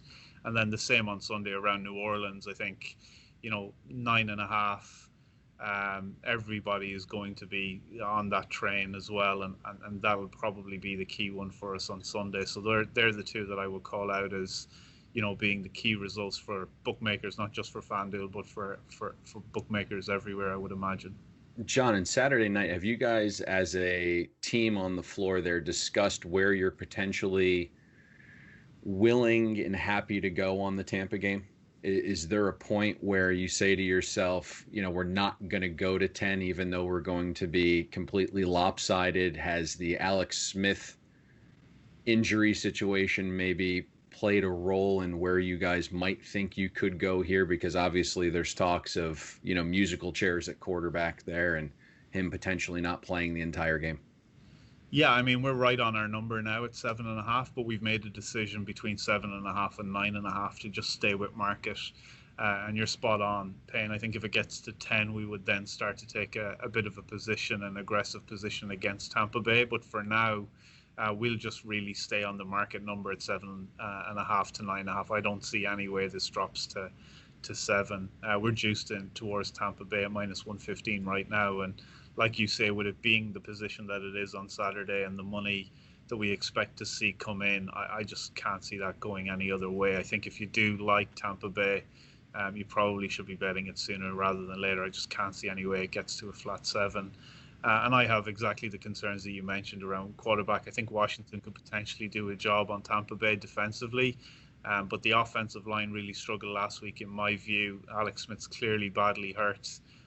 With the pass rush Tampa Bay can potentially drive here, I'd be just really concerned for Alex Smith, and it's not a surprise to me that they're already talking about potentially switching them in and out to try and protect him a little bit, I would imagine. But it's a game that it's Tampa Bay or nothing for me. I just can't see how Washington can put up enough offense to keep Tampa Bay at bay for the entire game. And, Tampa Bay could score 8 and still cover 7.5.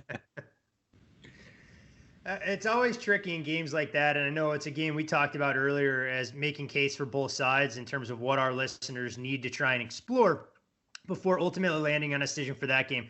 And John, of course, you mentioned the Saturday night game. Sunday night game we know is taken on a little bit of a different dynamic all week long, trying to figure out who will or won't be available for the Cleveland Browns, and we're going to get to that game before the end of our show in greater detail. But when you look at this number opening as low as 3.5, how have you guys kind of gone about handling the level of familiarity between the Browns and Steelers, and knowing that the Browns won't be at full strength, specifically on the coaching side? Yeah, it's a really difficult one. I think right now we're at 6. If there was to be a clean slate from here on in for the Browns, then I think it would probably settle a little south of that, around 5.5 is what we're estimating. It's a really difficult position for everybody, bettors and bookmakers, just around. Stefanski's obviously out. Cleveland are pretty banged up on defense as well. He has an offensive lineman out as well. So, we've seen Baker's stats this year under pressure and not, and they look very, very different. And that Pittsburgh defense obviously will be pretty aggressive, I would imagine. So it's a difficult one. Again, I think, like I said, between 5 and 6, if we get a clean slate from here on in for Cleveland. I hope it does go that way, though, because obviously such a long wait, and then to get hit the way that they've got hit this week. Somebody said to me earlier, the football gods really don't like the Browns, and you got to believe that absolutely is the case.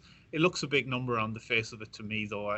I'm not sure that I believe one comeback victory against Indianapolis has solved all of Pittsburgh's offensive troubles.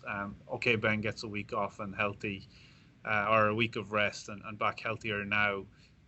But on the face of it, probably looks a little big. I mean, they only scored 19 points or less in 3 of the previous 4 games if you discount week 17.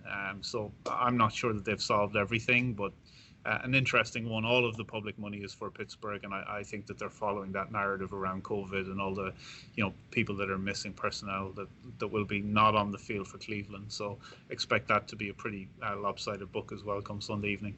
Should definitely be a great set of games this weekend. Payne, were there any other questions you wanted to pepper John with? Since, if you let me talk longer, I'm going to ask him 37 about Alabama and Ohio State on Monday night. Is it even happening Monday night? I don't know. I figured you'd ask John if he's a manicure or pedicure guy, or what he did during the holidays, any other stuff that you like to ask here. I also want to know is who figured out how to schedule these games. How is Indy Buffalo the first game of the day? How's Baltimore Tennessee the first game of Sunday? Feels like those should have been the primetime games.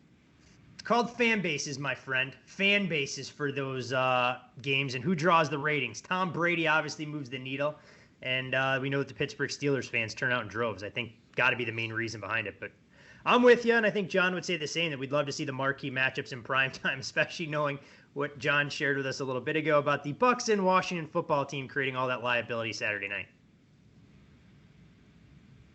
John, anything else you've seen of note for the games worth sharing before we let you go about your business for the day, my friend?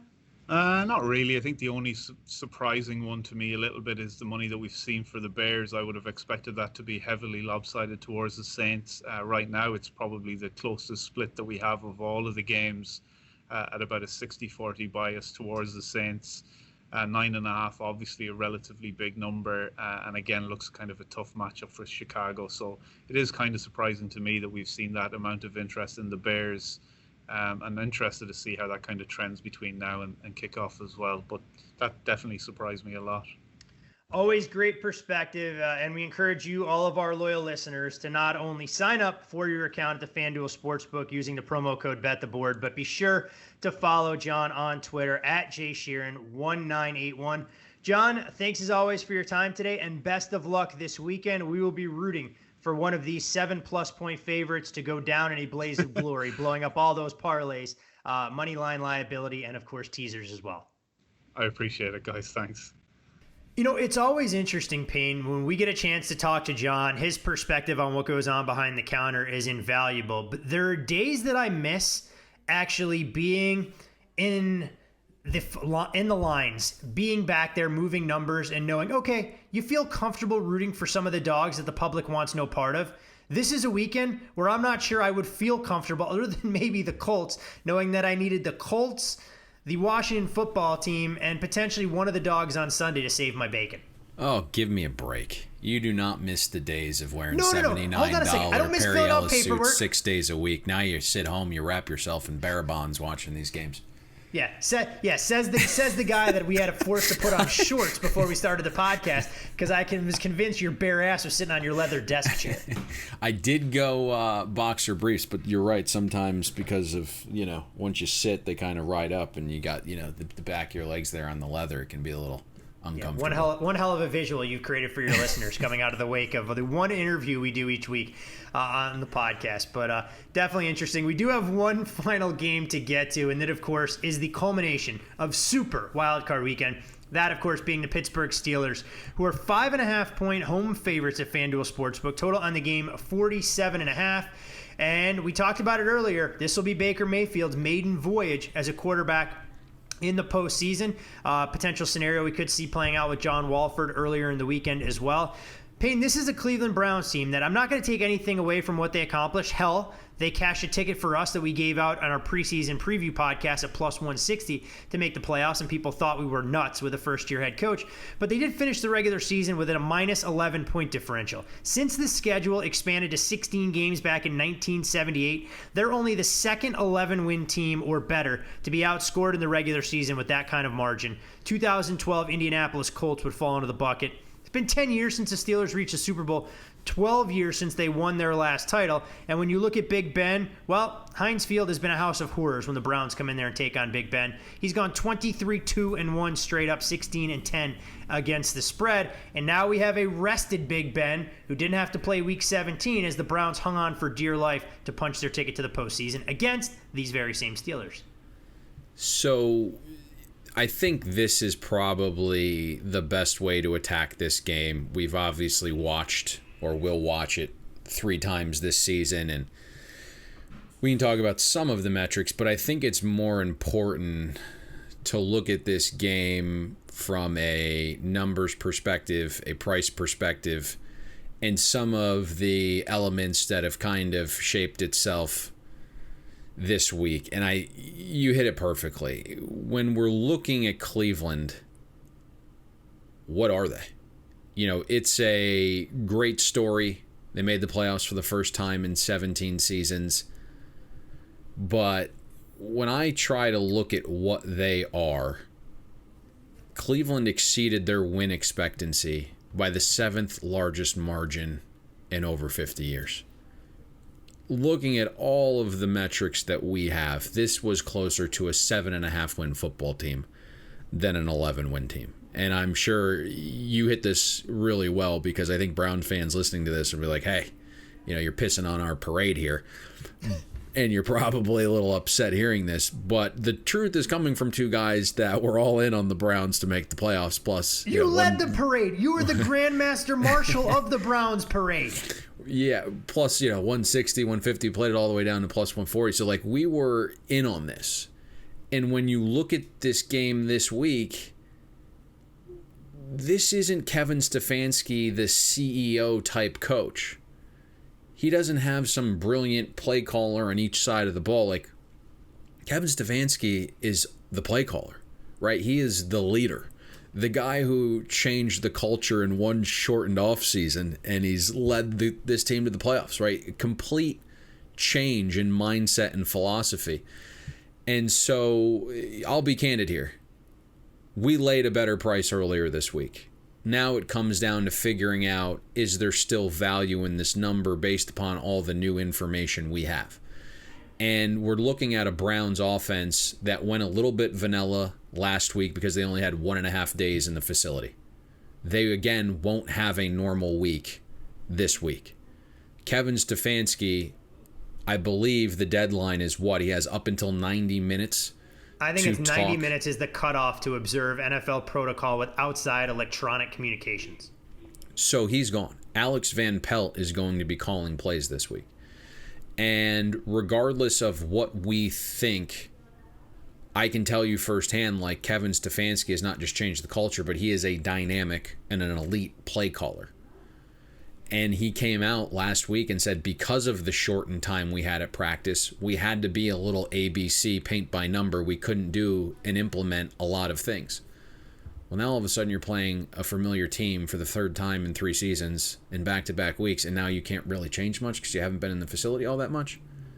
It just feels like a lot of the narrative-based things, a lot of these elements that aren't going to be totally quantifiable are all there, and they're significant. And we saw in the Clemson-Ohio State game, and we can create that parallel. Tony Elliott, someone who I don't think much of as an OC, clearly was impactful because that's putting it mildly. Clemson did not have a counter to the adjustments Ohio State made defensively once the script wore off. So we've seen firsthand what an elite team looks like, and I don't think Cleveland is, without their play caller. So that is, to me, extremely substantial here. And now we add to the fact that Joel Bentonio, who is a Pro Bowl guard for Cleveland, is also out. Teller and Jedrick Wills are back, but neither are 100%. And we know that pressure is something that caves Baker Mayfield in. And in that first game back in Pittsburgh, 50% pressure rate in the first half against Baker in that Week 6 matchup, and he just cratered. And it's something that we've talked about all season long. Baker under pressure, 47 passer rating, 43% completions, 2 times more picks than touchdowns with the heat on. So I think that is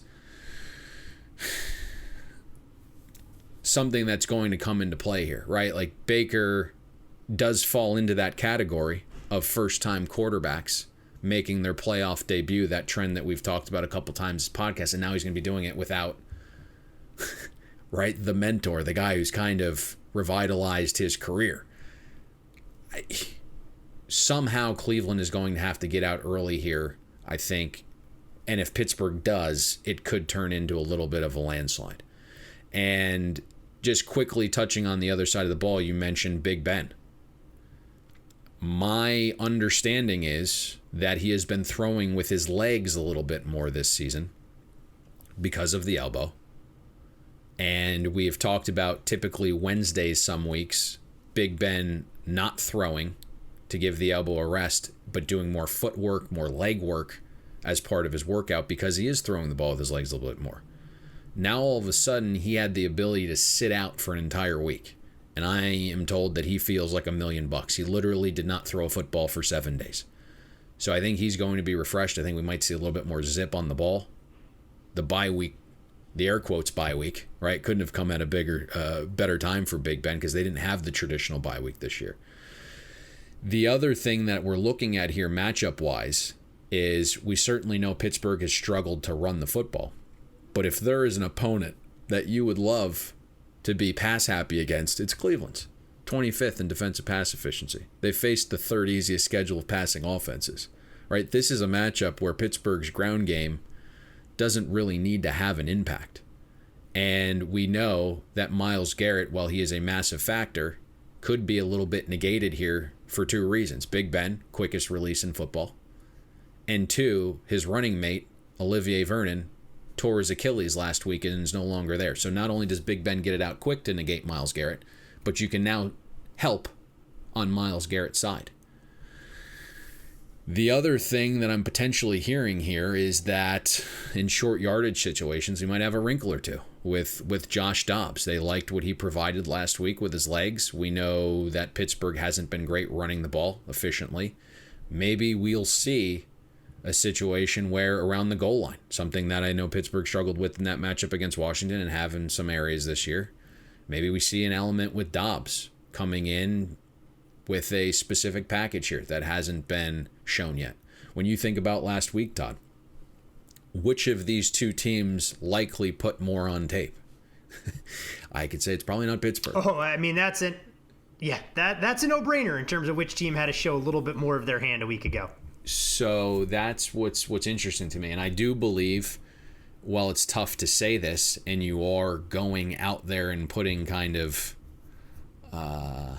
your opinion on a limb, so to speak, I think Pittsburgh found a lot and gained a lot of confidence in that come-from-behind win against Indianapolis. They figured out, like, hey, we have this receiving trio. We need to push it down the field a little bit more. We can't just be this conservative short passing attack outside. We want to attack some of the hashes. We want to attack deep down the field. And so I think that probably brought some confidence here to Pittsburgh's offense. I mean, heck, even last week started slow, but Mason Rudolph started chucking the ball around the park late. Made that game closer than it should have been.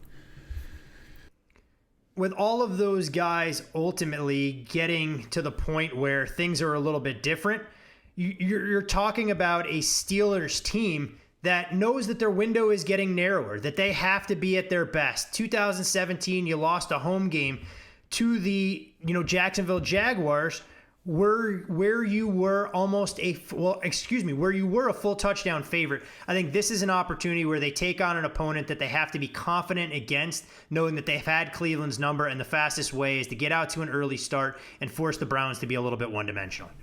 Without question. I think that's the mode here. If you can get out early and then all of a sudden you don't have Stefanski calling plays, you don't have Stefanski to go to as your leader, it becomes a little bit dicey. So to me, the number in this game is wrong. We make this 7.1 by our numbers. So there is some value here still on the side. And that number doesn't incorporate the loss of Bitonio or the loss of your leader and play caller in Kevin Stefanski. So now maybe the opposite side of this coin, Todd, is like, the Browns finally made the playoffs. They're playing with house money here. But this just doesn't appear to me on paper, and hasn't been any time this season, a good matchup for Cleveland. And now there's value in the number. And I read the same thing you read. It seems like Pittsburgh and some of the older guys are rallying around this potentially being the last hoorah here for a real Super Bowl run with this group. Should be awfully interesting. 6 outstanding football games, plenty of opportunity, not only for the casual fan out there, but also the wagering enthusiast along with our loyal listeners. But we do have one final order of business, Payne, and that, of course, is identifying where we're going to go for our best investment. And as always, we encourage all of you, our loyal listeners, download the FanDuel Sportsbook app. Use the promo code BetTheBoard. Take full advantage of the risk-free bets that are available not only for the playoffs, but the NHL, the NBA, college basketball, you name it. It's all right there at your fingertips. FanDuel has a myriad of different ways that you can get in on the action from now until they hand out the Lombardi Trophy in Tampa in early February. Encourage you guys to do so. Payne, where are we going with our first postseason best bet of the 2021 playoffs? Let's start where we finished. We just broke the game down. Let's go with the Pittsburgh Steelers minus the 5.5 on Sunday night. End wild card weekend the right way. I will say this. My goal was to try to give out an additional prop or two, but the market has certainly changed these days, and they're not widely available right now on Thursday afternoon. So, Pittsburgh is the best bet. If I come across something, I will pop it in terms of a prop. I'll pop it in on the Bet the Board podcast.com website. I'm not going to say when I'm not going to say when it's going, okay? But what I will say is if you've listened to this long enough, this will be the podcast on the main page. It'll say read more, and you'll get into a body of this podcast with text and all that stuff. At the bottom of that, if no guarantees, don't bombard our Twitter feeds. If I have a prop that I like Twitter feed and is still widely available, I'll pop it in there. So just check back, whether it's Friday, whether it's Saturday, or it's Sunday. Not going to say when it'll go up, but could potentially be there. So just maybe in a little added bonus best bet there on a prop. Unfortunately, the market just isn't open right now, which is a little interesting. We'll just tell our loyal listeners to check back 15 minutes before kickoff of all 6 games to make sure that they don't miss anything to take advantage. But the Pittsburgh Steelers, 5.5 FanDuel, one of the best numbers in the market, and even better incentive if you haven't used their book to go ahead, download it, and use the promo code BetTheBoard. Payne, $2,000 risk-free bet, the first one, right? You got to take advantage of it. I mean, you got to take advantage of every edge you can give yourself. I mean, if they extend the NFL playoffs further and we go from 6 games opening weekend to 8, does that mean we have like a 2.5 hour to 3 hour podcast coming next? I sure hope not. Next week, though, fortunately, 4 games. 4 games, but I do want to say one thing as well. Let's for a lot of our listeners put out the schedule here. Wait a second. You guys broke down 6 NFL games, but you haven't talked about the College Football National Championship. Well, we have Todd's a surprise passion for college football has waned in the last 7 minutes. I have to tell you, he forced me not to talk about it. We will have an emergency college football podcast available for you on Monday. It won't be 2.5 hours. We're not going to break down every prop, but we'll give you the X's and O's in the matchup. We'll talk about the most up-to-the-minute information available for Alabama and Ohio State. And the reason we did that, we know that there were ongoing concerns about the game actually taking place as regularly scheduled, and rather than spending all of our time breaking it down then, wondering who may or may not be available, we wanted to get you the best information we could. So for those listeners who didn't tune in to the bitter end of this podcast, tell your friends, let them know, and of course we'll circulate that on social, that the Alabama-Ohio State breakdown will be available on Monday in a very similar time schedule to what we normally do for a Monday Night Football podcast. We will make sure that it's out before noon Eastern on Monday. Now, if the game is postponed... Yeah, no podcast. No podcast. We'll put it in the divisional round NFL podcast next week. So that's the plan. If the game's on for Monday, we'll have a Monday podcast, 20-25 minutes breaking down that game. And if it isn't and it's postponed to the following Monday, then we'll throw it in the divisional round podcast. There we go. Boom. We'll have it all covered for you. All right, you can follow Payne on Twitter at Payne Insider. I'm Todd Furman. You, of course, can follow me there. Most importantly, as always, follow the podcast at BetTheBoardPod. Best of luck with all of your super wild card weekend investments. And come Sunday evening, awfully late on the East Coast, with the Pittsburgh Steelers ticket in hand, we'll see you at the window. Thanks for listening to Bet the Board. You can catch Todd and Payne every Monday, Wednesday, and Thursday during football season, breaking down the biggest NFL and college football games. And to make sure you don't miss any free best bets, subscribe to Bet the Board on iTunes, Google Play, Spotify, or wherever you listen to podcasts.